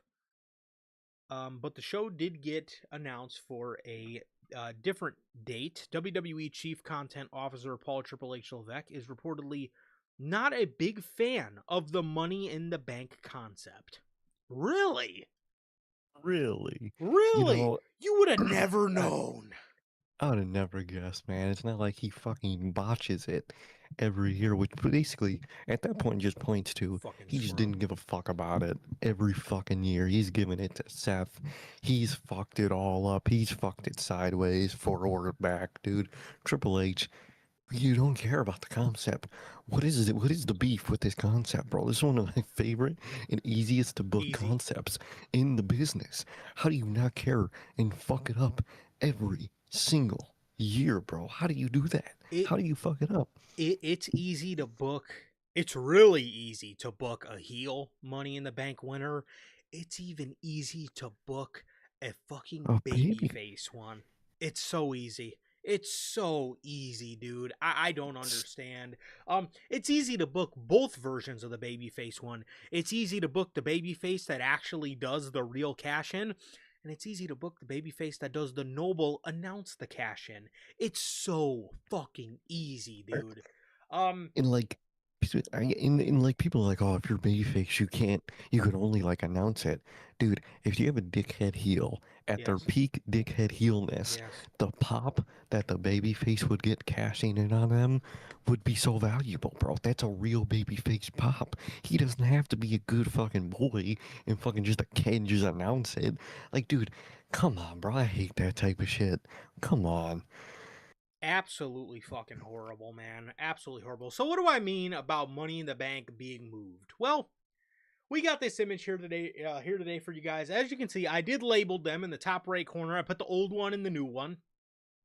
as you can see, Money in the Bank was originally supposed to be held in New Orleans, Louisiana at the Smoothie King Center on Sunday, September 6th. And it got moved now to, obviously still in New Orleans, still at the Smoothie King Center, but now it's going to be a month ahead on Saturday, October 10th. First of God. all, it's weird enough having Money in the Bank in the fall. I'm interested to see how, I'm open to see how it works, but it definitely throws you off. But honestly, Triple H don't really have nothing going on around that time anyway, so I'm interested to see if he can use Money in the Bank to his advantage. But then again, I feel like he's just gonna fuck it up again. And I feel like it's just gonna piss me off all over again, like it fucking does every year, wherein he has Drew McIntyre win it and run through it the same year, or he has LA Knight not win it for like the fourth fucking year in a row. Mm-hmm. Or he has a guy like Seth Rollins win it who doesn't fucking need the briefcase, even though Seth had a dope cash in, didn't really need the briefcase. Or you have a guy like Damian Priest who's just overall top to bottom, front and back, just an absolute scrub at what he does. So, Money in the Bank, again, I'm interested. I'm open to seeing how it works in the fall. Normally, because and the only reason I say that is because Triple H always uses at least one of the briefcases as a SummerSlam crutch. Somebody always does Mm-hmm. something at SummerSlam or building into SummerSlam with the briefcase. Which last year we did see before and at SummerSlam, but normally he always makes it's like an unwritten rule for him that somebody has to do something at SummerSlam with their briefcase. And I hate that. So I'm interested to see how he does it in the fall, man. Maybe, you can have the champion and Mr. Money in the Bank on the same War Games team and have a cash in there. There is creative things you can do with it. Will he do any of them? No. But I'm interested to see how this works. Exactly. I mean, there's so much you can do, and like I was talking about with that original, September announcement, man. I'm interested because it could close the gap closer from Money in the Bank to Mania. It genuinely should make it much easier to book for the Money in the Bank, and you don't need SummerSlam as the crutch for it no more, like Triple H loved to do. I think that opens a lot of opportunities, man. Will Triple H capitalize on those opportunities? No, he's just going to give it to seemingly, from what everyone thinks at this point, CM Punk, which is just abysmal, man. Which, I wouldn't doubt it. I really wouldn't doubt if they go down that path, man. And I feel like they're going to fuck it up, but on paper, I'm actually really down for the fall Money in the Bank concept, man. I think if you're a good booker and you're able to use that idea and that gimmick well, I think it being closer to Mania is actually going to help it.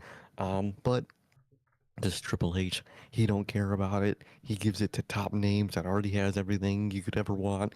He just gives it to them, or he gives it to schmucks like Damian Priest and shit. And I feel like that's what we're gonna get. We're either gonna get a Damian Priest or CM Punk, and it's gonna be fucking. And I don't mean Damian Priest is literally him, but a person on his level. Um, so we'll see how it goes. On paper, I actually really like the idea of a fall Money in the Bank. I think it could really help the concept. But behind Triple H, I don't think anything can help this concept. And I think he's just gonna fuck it up all over again and do something stupid, do something generic, do something safe. Triple H, man. I'm sure I wouldn't doubt it if Money in the Bank is fucking EO and Punk or something like that. I really wouldn't doubt it. Yep. I wouldn't doubt Actually, it either. if Rhea is still the champion after SummerSlam and for the fall, I actually really wouldn't be shocked if he gives that thing to EO to tease all that shit or something, man. Or if Liv is still champion, a Judgment Day member, which, I would actually be okay with a Roxanne or Raquel. At least they're different. At least they're new. But Triple H, man. Triple H. That men's, he never gets right. At least sometimes. I will say he usually does pretty well with the women's one most of the time. Yeah. But that men's one, it's gonna be completely fucking horrible. I already know it. 100%, man. 100%. Over the years, obviously, we've seen EO in 2023. In 2024, we seen... Who was that? That was fucking, shit, who was it that year? Obviously, no last year. 2025 was Naomi. Damn. Was that Tiffany? Ah, yes, it was Tiffany. What am I thinking? Yes. He gets that right. And then you look at the men's. It's Damian Priest. It's Drew McIntyre. It's Seth Rollins. He always fucks the men up. And the thing is, too, everybody, we all hear, Triple H isn't a big fan of the Money in the Bank concept. So how come in 2023 you got it right? Because in 2023, Yeah. you didn't get the winner right, but he had the idea. Like, LA Knight, Logan Paul, Ricochet, Shinsuke Nakamura, Santos Escobar, and Butch were all in the match. Those were all, 6 guys, and it was almost like an unwritten rule that everybody in the match had never won a world championship before. Never. That was the right way to go about it. In that. I loved it. I thought that was the right way to go about it. I thought, again, that's the point of Money in the Bank. This is supposed to catapult people into the main event. It's not supposed to keep main eventers in the fucking world title scene. They're already there. Or at least around there. But the thing is, and every once in a while, if it makes sense, sure, you could put the Money in the Bank on a guy who, maybe has already been a world champion. But yes, it makes sense, but only if it makes sense. Half the time it never makes sense at all. No. And again, like Sir K was just saying, at least from what we've been hearing, it looks like this year we're looking at a CM Punk Money in the Bank winner, Money in the Bank victory, and that to me just sounds absolutely fucking horrible. CM Punk's gonna, what is he gonna do? He's gonna go out there every week and say, "Isn't it great to be alive?" And Mr. Money in the Bank in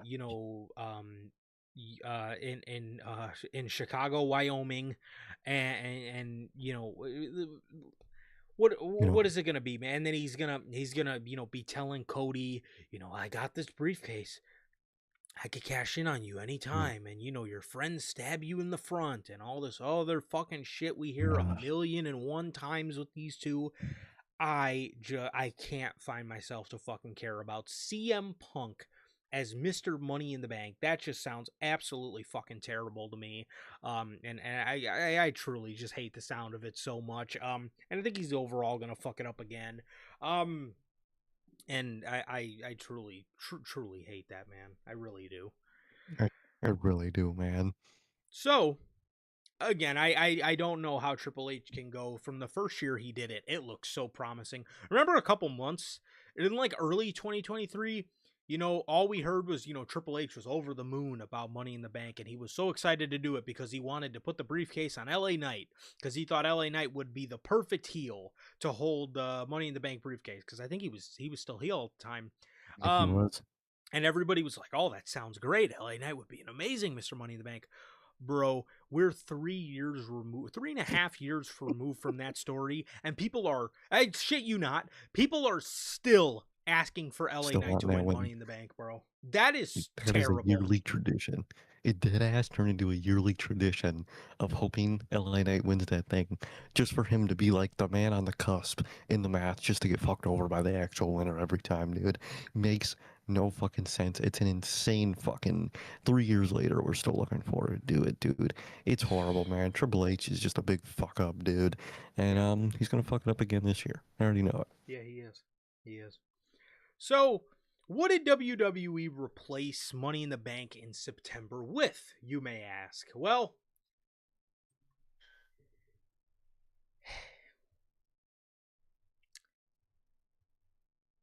this past, I want to say Monday on Raw, WWE announced that that they will be returning to Atlanta during Labor Day weekend for the first ever Sunday night's main event on Sunday, September 6th, from the State Farm Arena. Now, obviously, they did Saturday night's main event last year. I don't think it was on Labor Day weekend, but they did one last year in Atlanta for the whole Goldberg retirement thing. This is what WWE is replacing the September weekend that would have been Money in the Bank with. They're going with a Sunday night's main event. Saturday, Sunday, Monday, Tuesday, Wednesday, Thursday, Friday. Either way, these shows don't fucking matter. And half the time they fucking suck. And Triple H just does nothing but put a bunch of bullshit on them. So Mhm. if you're in the Atlanta area, maybe you want to go and waste probably way too much money on a Saturday night's main event show. A Sunday night's main event show. Personally, couldn't be me. But maybe you guys do want to waste some money on probably Liv Morgan versus Io Sky for the 83rd time, or maybe you guys want to see Mhm. the Vision versus the Street Profits again. You know, Brother. Oh man.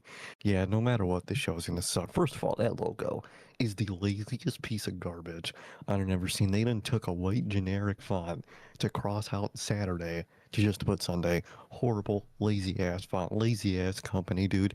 There's a bunch of like old school Sunday themed pay-per-view names or show names too.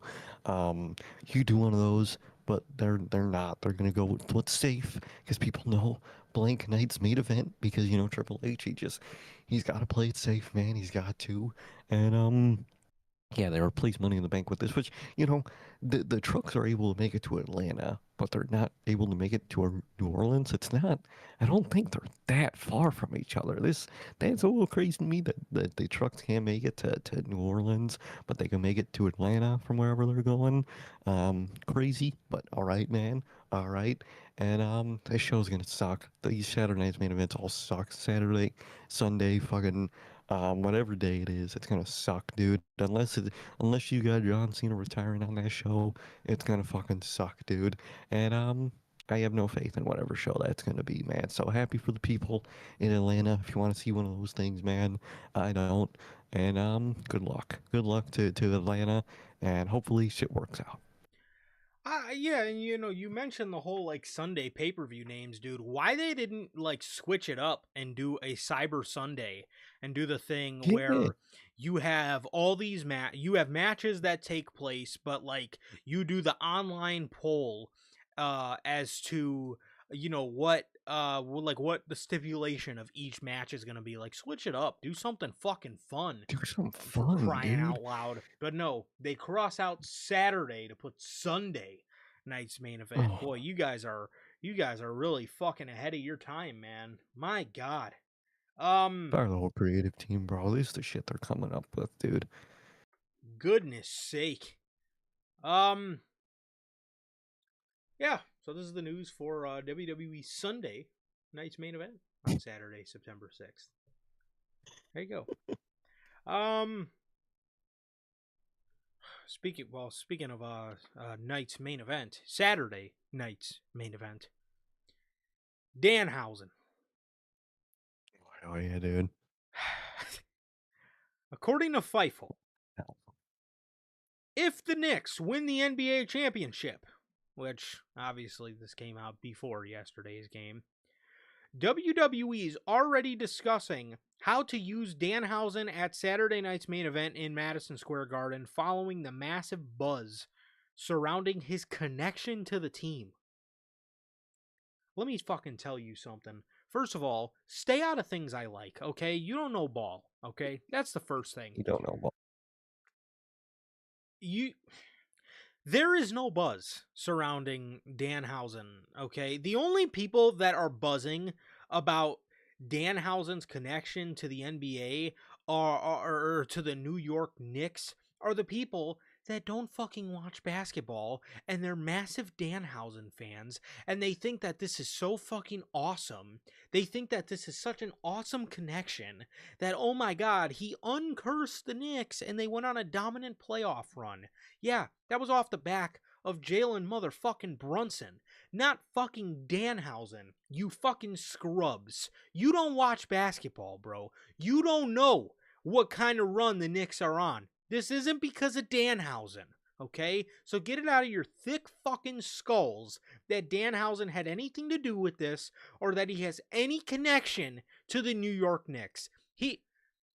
When they show people when they show people ringside, when they show people courtside at the Knicks games, you want me to tell you who they're showing? They're showing Timothy Chalamet, and whatever Kardashian he's dating. They're showing Ben Stiller. They're showing Spike Lee. They're showing what is it, Tracy Morgan is his name. They're showing fucking What's the one the lady from SVU from Law and Order? They're always showing her.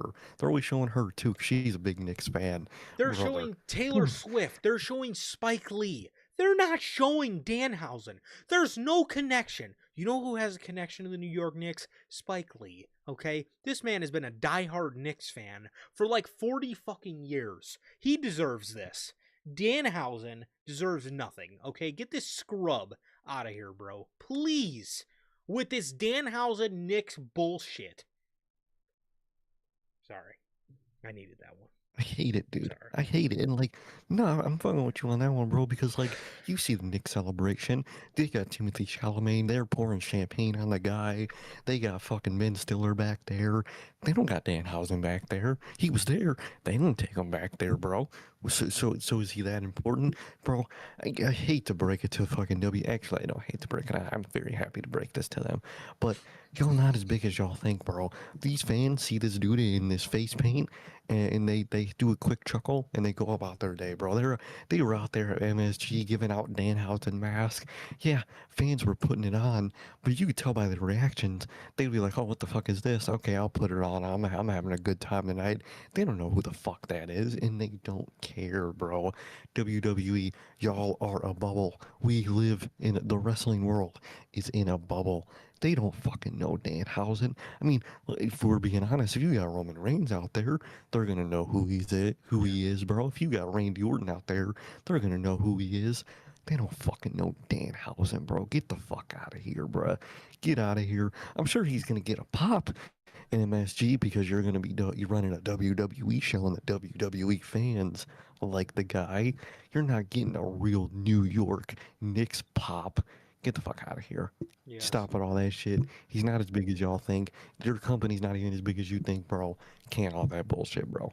Please can't all that bullshit. It would have made more sense to have LA Knight out there because of the fucking that one episode of SmackDown where he was standing side by side with Jalen Brunson. They were boys against what was it? Logan Paul and Tyrese Halliburton, you know?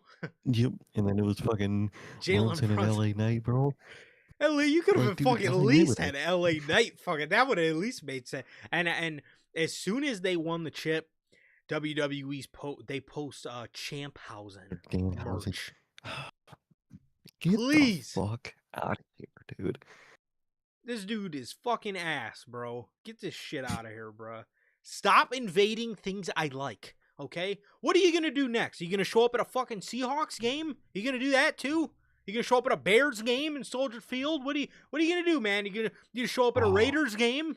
You gonna interfere now with some of the NFL teams I like? What are you doing? Well, you know what, dude?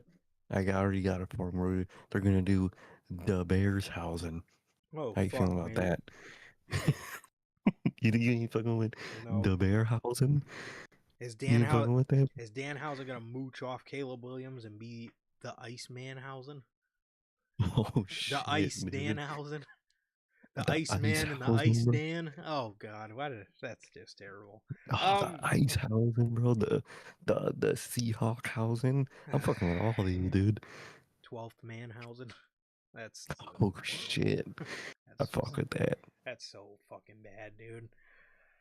But WWE really thinks he's like relevant in the outside world, bro. He's not, dude. Nobody is. We're in our own bubble. The WWE will never understand that. They truly think they're a part of like the NFL and NBA, and they think they're on their level, bro. Yes, they do. You're not, bro. You'll never be. Embrace what you are.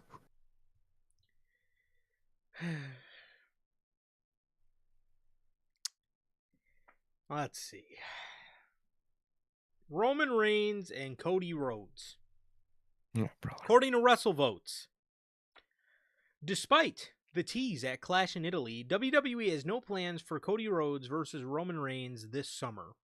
Oh yeah, also too, with October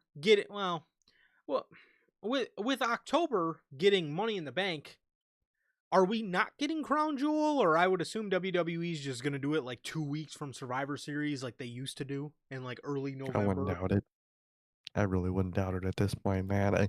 At this point, maybe they do it in September because, like, everything we hear about that John Cena tournament, everything's so up in the air with that shit, dude.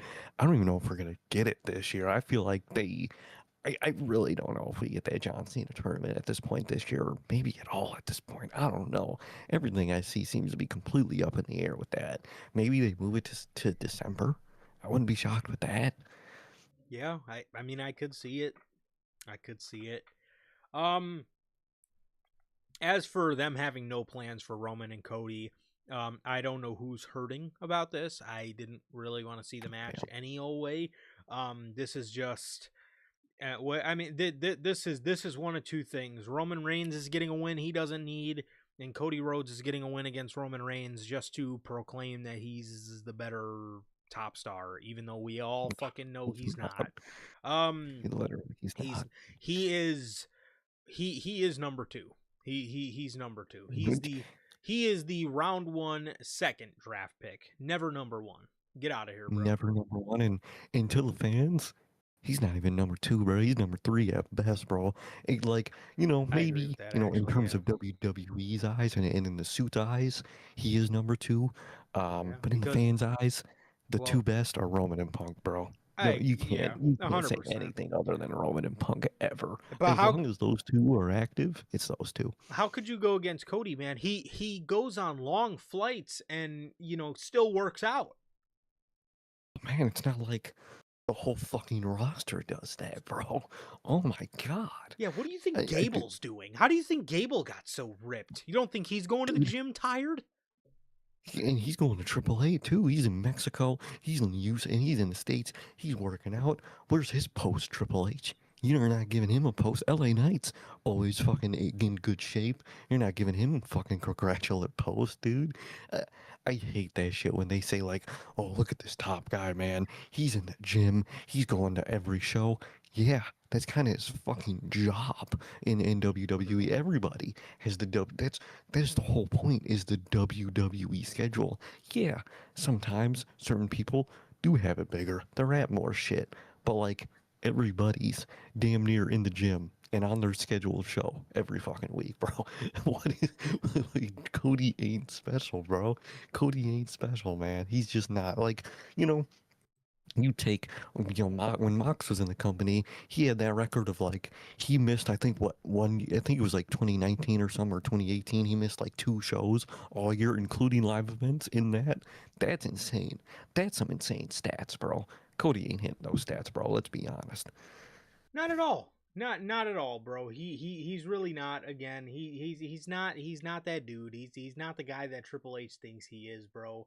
Um, God, I'm trying to find the tweet. I know I have it here somewhere. Oh yeah, Um, the fucking glaze of the century tweet where he's fucking in the gym and he was talking about hey that's when a champ is.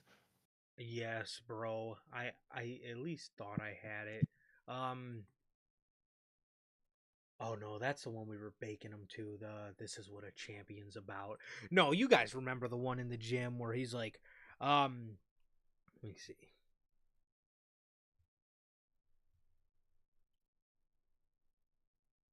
Oh God, yes, I found it. Okay. People only see the results. They don't see what it takes to achieve them. 14 hours to Dubai. Find a gym in the airport. Dot dot dot. Grind. 10 hours. 10 more to Perth. Straight to ESPN. Hit. Meet Make-A-Wish families. QB1 stuff. What it takes to be a Ugh. WWE superstar. Thank you. Thank you to all. Sorry, at Cody Rhodes. Felt like I needed to share. You Ooh, it's fucking the end corny for me. fuck. You Oh, it's corny the end of fucks. it for me. Oh Oh, my if I God, that's needed to terrible. share this, sorry. I needed to. Shut the fuck up, dude. Man, get the fuck out of here, bro. Get the hell out of here with that fucking glazing shit, dude. Oh, I hated that tweet. I hate Triple H, Horrible. bro. I hate him at this point. He's a mark. He's a corny mark He's for such a that. fucking corny fuck, dude. And that's all they want Cody versus Roman again for is they they want another campaign to fucking sit there and say, oh my god, Cody's the fucking best. Cody's the best. Cody's the best thing ever. Jerk him off. He's the one that brought the company back to prominence and yada yada yada. Shut the fuck up. Ooh. No, he didn't. It was Sami Zayn in the bloodline. Eat, man. Yes, Get the fuck, man. Yes, Ooh. seriously, bro. Get the fuck out of here, bro. This dude was dead ass still in AEW when they were bringing the company back to prominence, bro. Get the fuck out of here. Exactly, bro. Bro got booed out of AEW, came back here, and fucking chilled his way to the top. Get the fuck out of here. You can't, man. Oh, I'm done. Horrible. So that's the news on Cody and Roman having plans for another match. I'm glad they don't. What this means is we're probably gonna, we're probably gonna eventually have to hear this. One of these upcoming Mania years, we're gonna end up getting this. So yeah, that's probably what we're in for, bro. AJ Lee, what up, Gotti? How are you, brother? What up, Gotti? How you been, man? How you been? AJ Lee, according to WrestleVotes, nothing out of the ordinary, but AJ Lee is not expected to return to WWE imminently. Damn, she fleeced the fuck out of them, bro. Bro, I don't know who stole more money, bro. Her or De'Aaron Fox, dog. I don't know at this point. I don't know who finessed harder. She finessed the fuck out of this company, man. They signed that. She signed that dotted line, knowing damn well she wasn't gonna be here, bro. I gotta respect it. She done stole out their pockets, bro.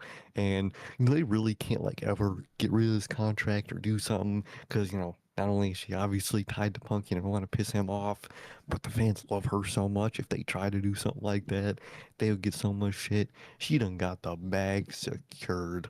I respect it, man. I would like to see her in good settings, man. I really would. It's obviously up to her, and we'll see her when we see her. I could see her maybe showing up around Mania season. I wouldn't be shocked around that if they want to do something with that, but we'll see how it goes. 100%, man. And now to end us off, we have the CM Punk rumor mill. Ay. Bunch of things going around.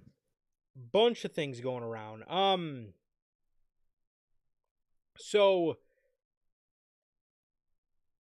CM Punk,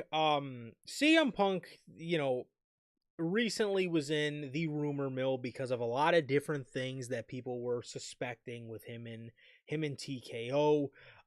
There was rumors of he declined a major pay cut and had heat with TKO and WWE. There was the rumors going around that he had heat with TKO and WWE over the promo that he did, where he called him out over the ticket prices because they didn't plan to lower the ticket prices, which I gotta say makes the promo a little cooler if that rumor is anywhere near true. There was rumors circulating that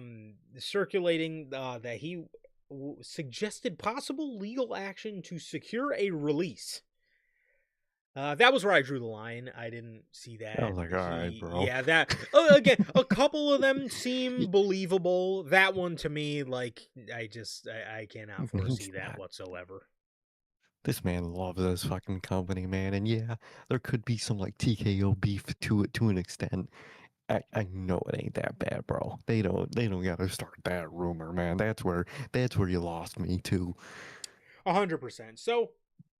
WrestleVotes reportedly followed up on this, or they followed up on the rumors that WWE had no plans for CM Punk, which is something we read off to you guys about a week or two ago.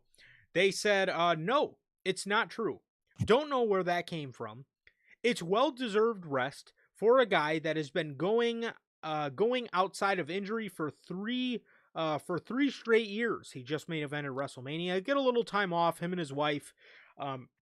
He'll get back in no time, right back at the top of the card. It's not true that they have no plans for CM Punk. Uh, to be honest, I kind of call bullshit on that. I think it's a bit of both. I think they Mhm. didn't know what to do with him. I think they didn't know what to do with him other than a Roman rematch, and I don't think they wanted to do a Roman rematch. And I think that's what obviously made the most sense. I don't think they wanted to do it because what I mean, why really would they? Why would they do why would they do another one? I feel like, they would want to save that for somewhere down the line. Um and they I just think they had nothing to I don't believe that they had no plan, that they didn't have any plans for, or I'm sorry, I believe that they actually had no plans for him, but I also think um it also just made the most sense to give him time off to refreshen him, because you had nothing to do for him after WrestleMania. I mean, he just dropped the championship. And I feel like that should be like an unwritten rule in wrestling, at least most of the time.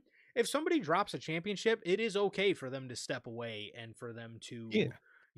just freshen up. There's nothing wrong with that. I feel like, again, you don't got to do it every time, but, majority of the time when somebody does drop a championship, I feel like it should be mostly an unwritten rule. Like, okay, this guy's going to get a little time off just to freshen up. I think it is, man. I think it is. I think I'm on the same boat as you with that. I think it's kind of both, scenarios are true. I think it is a mix of, yeah, obviously him deserving a vacation, not just from the championship, but like they said in that post, man, he was there damn near every week, for 2 years after that injury, man, or whatever. I think it is a mix of him getting that vacation and them have nothing to do with him, nothing for him at that same time. It was perfect for corporate, man. They were like, well, really got none for you, and you deserve this vacation. So how about you take this vacation, man? So it's very obvious. I think it is a little bit of both, man. They really had no ideas for him after that title lost. For Raw or SmackDown, really, not for right now. Obviously, they have, what we're about to discuss, the big SmackDown plans, man. But other than that, they really got no ideas. They're pretty creatively inept, and they knew he deserved a vacation, so they said, might as well take that vacation, man. I think it's a little bit of both.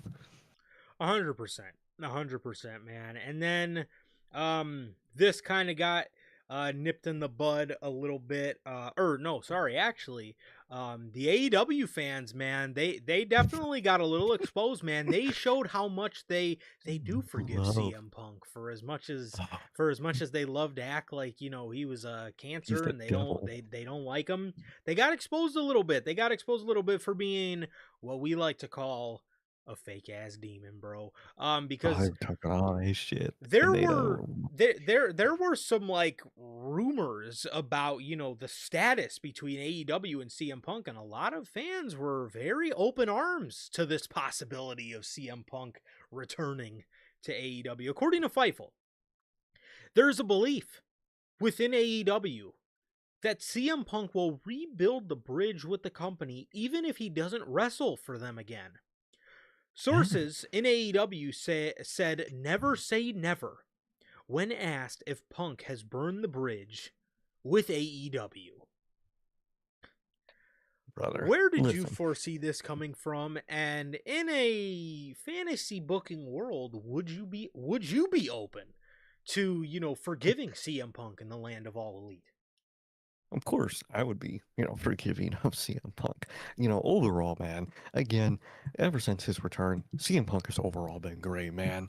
But his body of work and his promos, I did kind of like his work in AEW more, if I'm being honest, man. I really did. Mm-hmm. But obviously, that's not digging what he's doing in WWE. It's really not, man. But overall, yeah, man, he's being wild. He was being a real demon in AEW, man. He was, Really man. great. But with how valuable he is, that there is no burn bridge with how valuable he is. Tony Yes. Khan would take that man in a second, bro. He would fucking drive Jack Perry to the PC himself if that shit, man. He got CM Punk back, bro. He is a massive CM Punk fan, Yeah. and he fucking knows the value of CM Punk, man. And I think everyone grew past what happened at this point. Apparently, Jack Perry didn't. If you saw his fucking Instagram post, Yeah. his Instagram story, which is like, again, Stop let's it, be bro. honest. Tony Khan would fucking sell you for a bag of chips if he Yes. got CM Punk back, bro. Yes, No, bro. you ain't that valuable, bro. You ain't that valuable. And I think, most of the elite have moved past all that shit, man. I really think they have. And I think him coming back would end up working out. I think it would. Is it gonna happen? No. Fucking CM Punk loves WWE, man. He fucking loves that shit. Um, do I think a return is on paper possible? I think it is, man. I think it is. There's no such thing as a burned bridge for someone that valuable, man. But he ain't going nowhere. He fucking loves WWE. He's in that Cody Rhodes. He is a WWE Triple H mark, and he's gonna stay over there, man. But AEW fans were fucking setting all their dream matches and shit and their dream scenarios, and you know what? It's funny to watch them, just go back on everything they said about the guy. It's very funny, man. Personally for me, I think that personally for me, man, I do I would like to see AEW and CM Punk rebuild the bridge. I think AEW has grown a lot since the last time Punk was there. I think they have grown a lot into a better company. And maybe part of that is because Punk left. Maybe part of that is because guys that overall didn't want to be there aren't there anymore. But at the Hmm. end of the day, no matter how toxic the relationship was, I think CM Punk brought the best out of a lot of their guys. I think CM Punk and I think CM Punk should also be grateful for that as well. I think a lot of their performers brought things out of CM Punk. You look at like Adam Page, he literally brought the devil out of CM Punk. Which is Hmm. that fiery CM Punk we all miss and we all love to see. Now, I love to see it to an extent, not to an extent where he's fighting people and fucking quite literally burning a company down backstage, but that was also a lot of Tony Khan's fault as well. You can't just blame that on Hmm. CM Punk. But when you talk about things that CM Punk did or didn't do, there's a lot he could do in AEW if the fantasy possibility of him going back was a real thing. There's all the names that we constantly mention: CM Punk versus ABC XYZ. All those guys, all the matches would be great. Um, and I think CM Punk again now, since CM Punk has been back, there's really only been one feud in WWE that I can truly take from and say that was a masterpiece, that was perfect. And that's the feud with Drew McIntyre. Everything else, I largely enjoyed his body of work in AEW better. Now, I do enjoy his matches in WWE a bit better. Yeah. Minus like the MJF dog collar match. That match is obviously a classic. That one, you're really not competing with that one. That one's one of his best ones. Now again, in WWE, overall, I do enjoy his matches better. I think his very best match since he's been back is the Hell in a Cell with Drew. I think that's been his best match. And then you also look at like the Finn match, and you look at a lot of his Rollins matches were very good. The Roman match from this year's Mania was very good. The Triple Threat was very good from Mania 41. So there's been a lot. There's been a lot. But Hmm. overall, I'll say this for a fucking fact: his promos in AEW Oh are head yeah. and shoulders above any promo he's cut in WWE since he's been back. Nothing stands remotely close to the pipe bomb, obviously, Hmm. but the promos in AEW are For 100% better. real. The Adam Page promos, the Eddie Kingston promos, the MJF promos, the We Are Chicago promo, all those Yes, dude. promos are head and shoulders above anything he's done promo wise in WWE. Promo wise in WWE might be a hot take. I kind of can't stand CM Punk in WWE on the mic. I like, just Oh, being dude. bluntly honest. Now, again, he's had good promos, but 9 times out of 10, they are repetitive catchphrase promos. And it's just very WWE. It's very just corporate. It's very plastic to me. It is very plastic, corporate, very repetitive, and they're very like they go back on themselves within the same Yes. promo a lot of the Yes. times. They'll say one thing, and then 2 minutes later in the promo he's saying the complete opposite that contradicts that what he just said. A lot of times it's just very corporate catchphrasey fucking company fill stuff, and I don't love his promo work, which is funny. CM Punk is probably one of the most hilarious people ever because in the promo company he's actually much better at the ring, but in the in-ring company he was much better at the promos. Don't know what Yes. the fuck happened with CM Punk. It's wild, Yes. if we're being honest, man. I think also, not to say he was rusty, but he was really fresh back in AEW. Hmm. Um, I think over time he would have got better like he did in WWE, but it's just funny that his promos were better in AEW, but his matches were better in WWE. It's very funny to see, man. But I'm in that same boat again. I love Punk, but those Punk promos nowadays, man, I Ugh. dread them every week, man. I can't stand his promos right now, man. And the Cody program, Holy I'll shit. always say. I'm terrified for how bad I'm that scared. program is going to be, man. I have zero, and I mean zero interest or faith in that program personally for me, man. But yeah, CM Punk is a crazy because no matter what where he is, he's gonna be great. He's gonna be Yeah. amazing. But in terms of programs, man, he was on fire in AEW, man. Yeah. All that shit, you truly felt something with those, bro. You really did.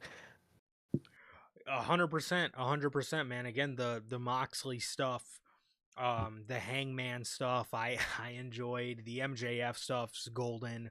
The Darby stuff was, I think, a really good start. The Eddie Kingston stuff was incredible. It was incredible. It felt like people that were allowed to say things against CM Punk. Like, you look at Punk and It Roman. was a I wanted that oh, feud for years because I'm like, dude, Roman's gonna tear this guy apart, and like he's knowing gonna be pissed. and the CM Punk I know isn't gonna take it, and he's gonna fucking go right back at him. But what we got was it was tame. It was horrible. It was Roman and Punk that should have been turned up to a 12 on like a 2.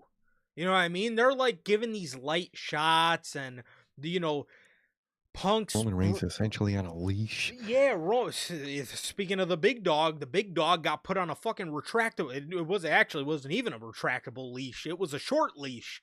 He couldn't say. It just felt like they couldn't say shit. They couldn't do shit. People were sensitive. Maybe feelings got hurt. I don't know what it was, Mhm. but it wasn't.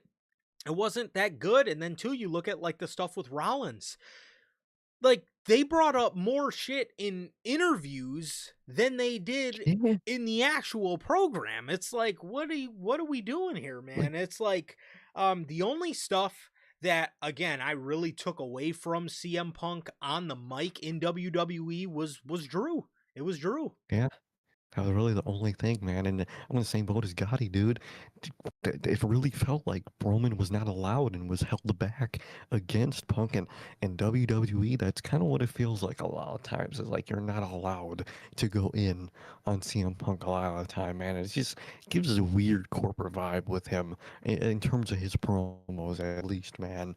And and with the Seth stuff, man, it started off really good, and they had good material, but like they ran with like the most corporate option of like, oh, I stayed in this company and you left, and I'm a pioneer for this company, and you're a traitor essentially. And it was like, Yeah. bro, as a fan, I don't give a fuck about how much of a company guy you are and how much of a company guy this dude isn't. I don't give a fuck about that. I want to hear your hatred for Yeah, him. it's like That's what I want to fucking. talk about like again there's like history there, like talk Mhm. about Rollins wanting the free training and then talking about how Rollins looked up to him and then mention Colt Cabana's podcast, like mention like dude, I love and respected you, and the way and then the way you talk about me is the complete opposite. You're sitting on your friend's podcast saying Seth Rollins and Dean Ambrose and Roman Reigns aren't stand-up guys.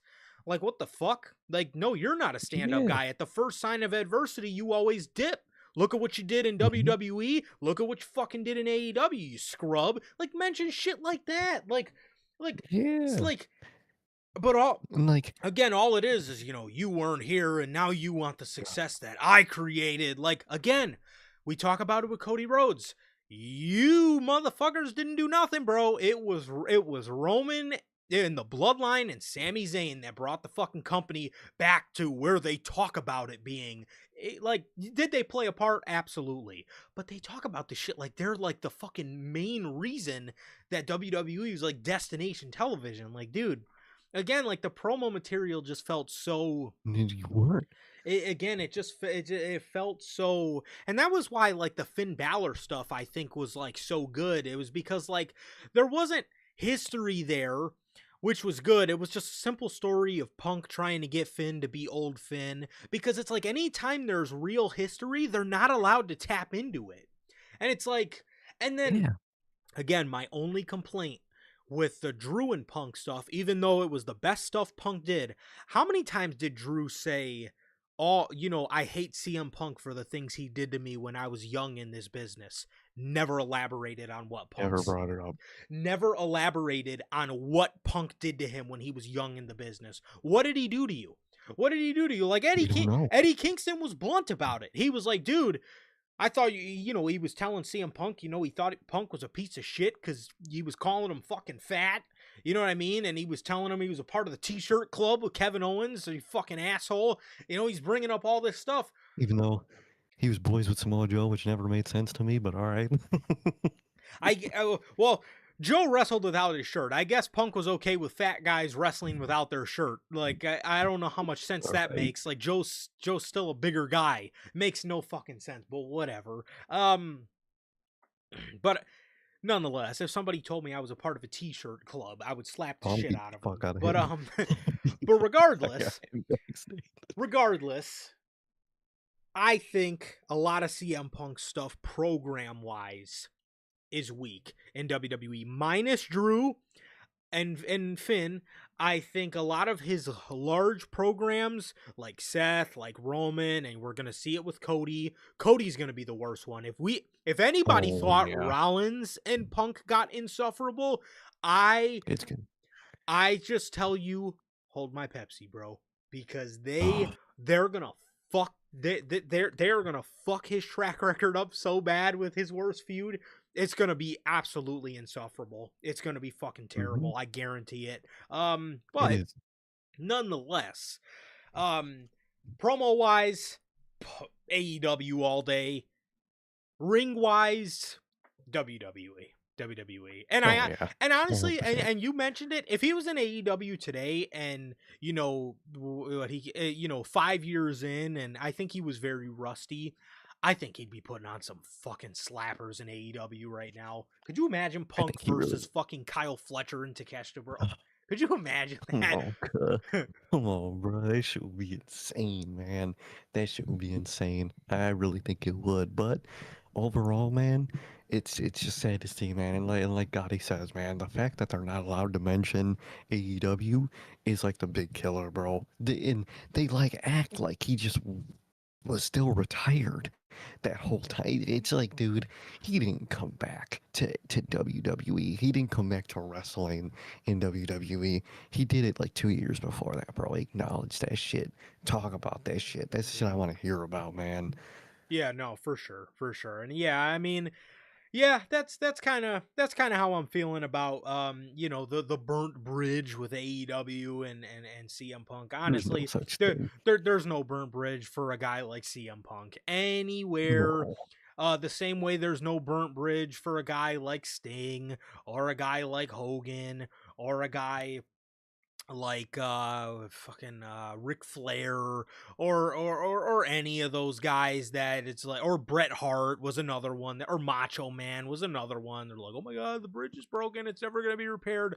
Their names are all huge enough. Everybody I just mentioned has got the burnt bridge slapped onto them at some point, and it's never stuck. They always come back. Yes, exactly. That's why I think the best phrase is the door may be closed, but never locked. So, yeah, I mean, again, unless you're Aleister Black.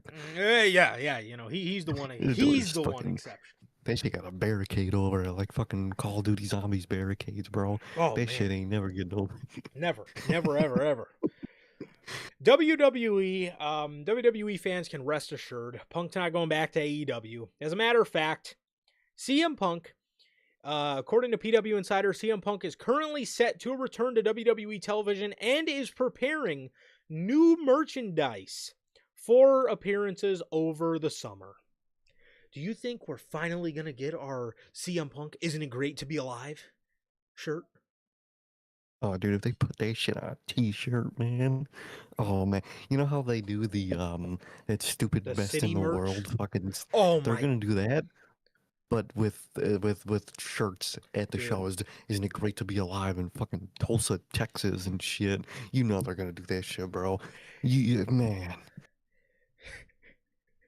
Isn't it great to be alive in Bakersfield, California?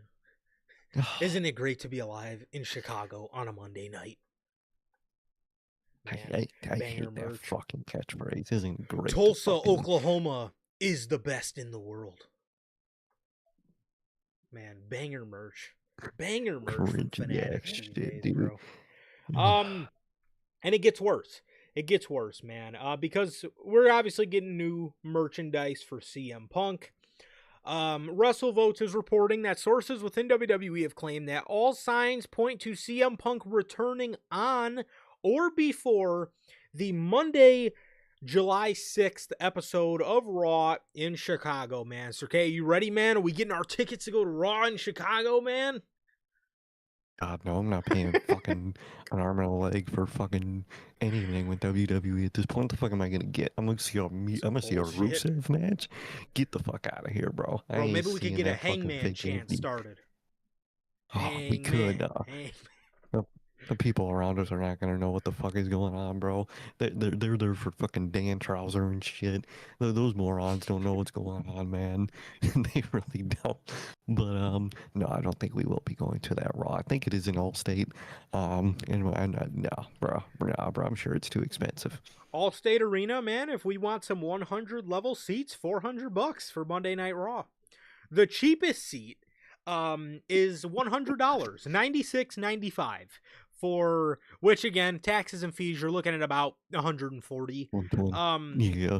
So and that is a nosebleed, but at the end of the day, there's really no bad seat in Allstate. All the seats are really Yeah, good. it's all But if pretty good views. yeah, but if you're looking at a nice 100 level seat, the cheapest it's gonna run you is $370, which again you can chuck about.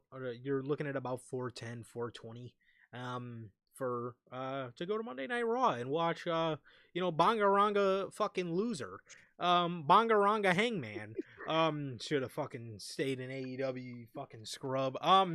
So With the Hangman. he didn't want to lose a Hangman. He wants to fucking be in a circle jerk with Ethan Page, losing to the fucking luchadors every week.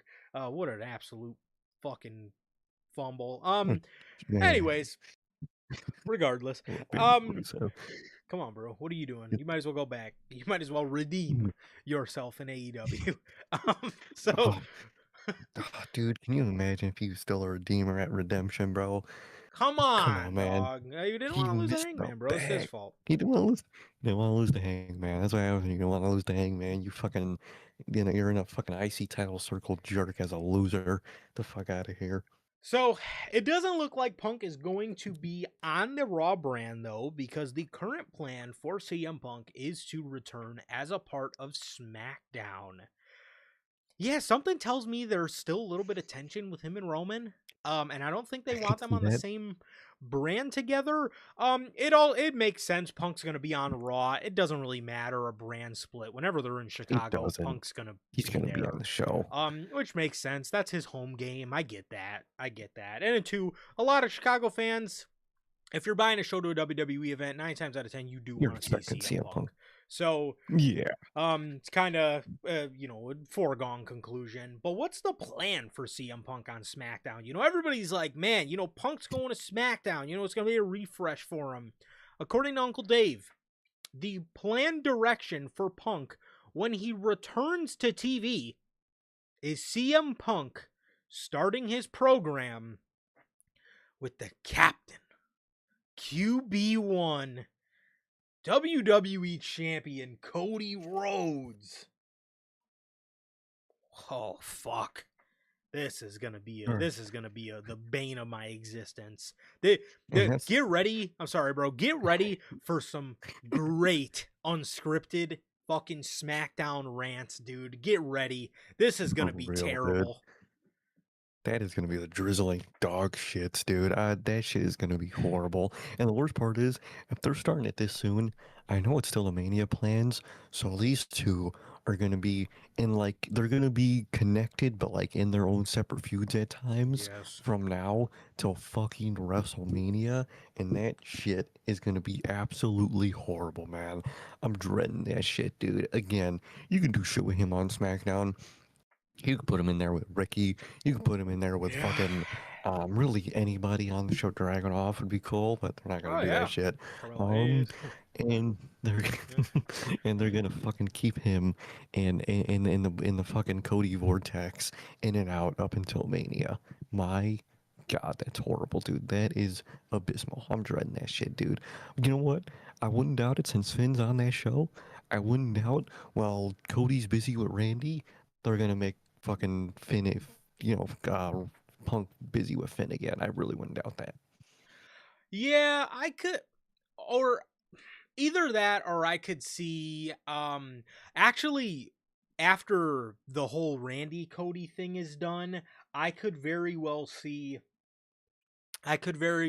them. I know Finn and Randy said they want to work with each other, which I think is cool. I think that's Mhm. what you should have moved Finn to SmackDown for, is like fresh And feuds shit like like that. that. Not Hmm. staring off face to face with Tama Tonga, getting the New Japan Bullet Club back together here. But but Fuck. Punk, I don't know. It's interesting with CM Punk, dude. I don't know what I could see him doing. I honestly, I don't really see him doing anything other than what Sami No. Zayn is doing. Like I feel like Cody will be in a feud and Punk will just be like creeping around, like not really Fun in. having matches. Like I guess not like in the feud, but just like creeping around the feud, like who invited bro, like he's in that role, Yeah. you know what I mean. I that's what I could see, man, but I don't know. All I know, Ooh. Cody and Punk, that it's gonna be, this is gonna be, as we like to say here at NHP, Yeah. this is gonna be the biggest Chad off we've ever seen in our lifetime, dude. Oh, you know it. But now that you say it, I could actually see a side feud with Sammy and Punk where Punk's I trying could to see like that. bring the good back in Sammy and show him the right Yes. way to do things because he's on the wrong path. And, this Chad just has to show him the way. I could definitely see that shit, man. I could definitely see something like that. And no matter what, all of that shit sounds abysmal, man. That really does to me. It sounds so fucking ass, bro. um Gotti, I'm in that same mode, dude. I hate what they're doing with Sami Zayn right now. This is the fucking honorary oos. They're making this fucking like butting in half heel shit. I hate it for Sammy, dude. I really, at this point, dude, they should have just kept him on Raw with the Vision stuff. They should have just kept him on Raw at this point. might as well have. I might as well have. Gotti says, my girl, quotes, because we're not together or anything. Look at this guy. This guy's He's always doing demon. something, bro. He's, He's this a man's a real demon. demon, bro. He said she would buy me SummerSlam tickets, and I low key don't want it. Come on, bro. Come on, I dog. don't blame you, dude. I don't want to. I Um, don't want to go to SummerSlam this year either. he's he says I low key don't want it, knowing I'm going to have to watch Cody Rhodes versus Jey Uso if I go. I'm Gotti.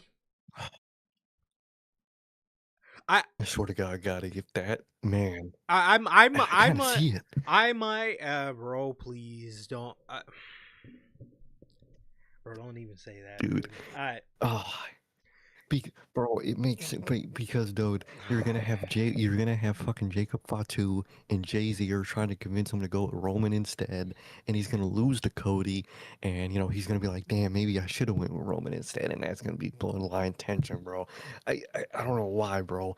I see that shit happening now, bro. I don't know why, bro, but I see that shit now, and I bro, don't want to see that shit because it's horrible, but I wouldn't doubt it. if Jey Uso wins King of the Ring, I prom I promise, man, I promise, Jay. I promise that will go down as one of Triple H's worst. Scratch that. If Jey Uso wins King of the Ring, Okay. Triple H, dead ass, needs to be fired on the spot. Legitimately, Mhm. as soon as whoever shoulders go down for the count of 3, don't let it be Obafemi. If Jey Uso fucking wins this tournament, which I don't think he will, I I'm not putting I faith in hope. Triple H, but I'm also gonna there's just no way. There's no fucking way. How There's many no times way we said that, that's bro? yeah, I understand that, bro, but there's just no. There's no there's no way you looked at that field and said Jey Uso's got to win. There's This, just I refuse. this, I refuse, this the bro. first. This is the first thing to grief, man, is denial. We'll be in bargaining next, and then soon we'll be in acceptance when we get King J, in the ring, man. That is horrible, man. It's horrible, and I don't know, man. I fucking don't So know at this point. if here's the thing, if WWE had any brains, they would have Brock. If first of all, if WWE had any brains, Obafemi would win the fucking thing. But if you didn't want to go with Mhm. Oba, you could do the Brock interference in the Dom match. You could have Dom win the whole thing, do Dom versus Cody, and then give Dom his first world championship. If WWE was fucking smart. Now, they're not fucking smart. They're not smart. So, dude, why could I actually see them doing this bullshit, bro? Because I like, if they oh were, man, because if no, they want, bro. because dude, they're having Moba out there every week talking about Brock Lesnar, bro. Come on, that just points to me that they might do the SummerSlam match after all as third final match, and they're gonna need someone to win the tournament, and it might be fucking Jey Uso, bro. It's probably gonna be Jey Uso at this point. Why I didn't they don't just know. do LA I don't Knight, want it. bro? They could have just done LA Knight. They could have done What the Javon Evans. fuck? They could have done fucking literally anybody on this fucking planet, and they might go with the worst possible bro, I swear to God, if Jey Uso wins the King of the Ring, I I, I am I might be done. I, I, dude, I might have I might have I, to put my 2 weeks in at that point, bro. I don't know, man. Fuck. I don't Holy know. shit. If that happens, I don't know. I genuinely, I don't even want to know how I'm gonna. I don't even want to look into the future and think how I'm gonna feel about that decision because that shit. Um, Uh, Ooh. correct, Gotti. Correct. We have been asking why not LA Knight for the past couple years. But Oh, bro, oh god, imagine no. Imagine what Triple H is going to imagine how WWE is going to look if they have Jey Uso win King of the Ring and the next night is Forbidden Door. They are going to look like Oh, the biggest scrubs on planet Earth if that shit happens, bro. I swear to God. oh god, no, bro. They're going to look Absolutely so not. bad. They're giving Tony Khan the layup of the century, bro. They gave Tony Khan the game winner at that point if they do that shit, bro, That's that an open weekend. dunk. That's an open That's dunk to open win the game, bro. to Wimby, bro. Like, come on. Oh, brother. Man, I don't fucking know, man. All I know, if we thought SmackDown is bad now, we get a Jay and Cody program into a Cody Punk program. Just bang my head on the fucking wall and just kill me right there. I mean, please, just put me out of my No, fucking for real. misery, bro. And then not too I'm much telling you. better is happening on Monday Night Raw, dude. I don't even know. I don't even know. I genuinely don't even know, bro. It's cooked. The company is so far cooked. I won't even know what to. I won't even know what's real and what's not, and who to trust at that point anymore.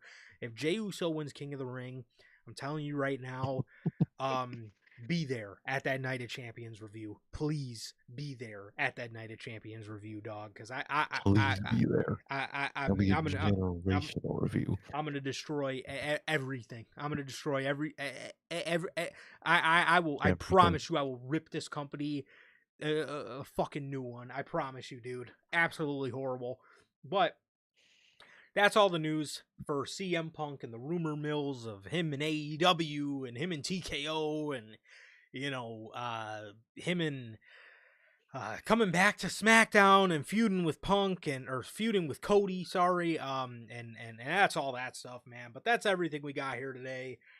Oh God. That is going to Oh, do it. damn. That is going to do it. Thank you guys so very much, everybody who joined us. This is a Sunday news, man. This is a Sunday news. Thank you guys so very much. It's been a long road to get here. But we're finally here. I'm glad we were able to finally, get the news up for you guys, man. And we're excited to be on here tomorrow after Raw for Unscripted, man. So thank you guys, everybody who joined us. We got my brother, Mr. Welcome Down, and Cut They Shiz Off. We got my guy Durante, we got manager Logan, we got Kevin, we got my guy Tyler. OG, thank you guys so very much for joining us as always, and it's been a pleasure as always for my Johnny. And I, Sir K. That is going to do it for this edition of the news. Thank you guys as always. Please like, comment, and subscribe, and we'll see you all tomorrow night after Raw with Unscripted. Peace.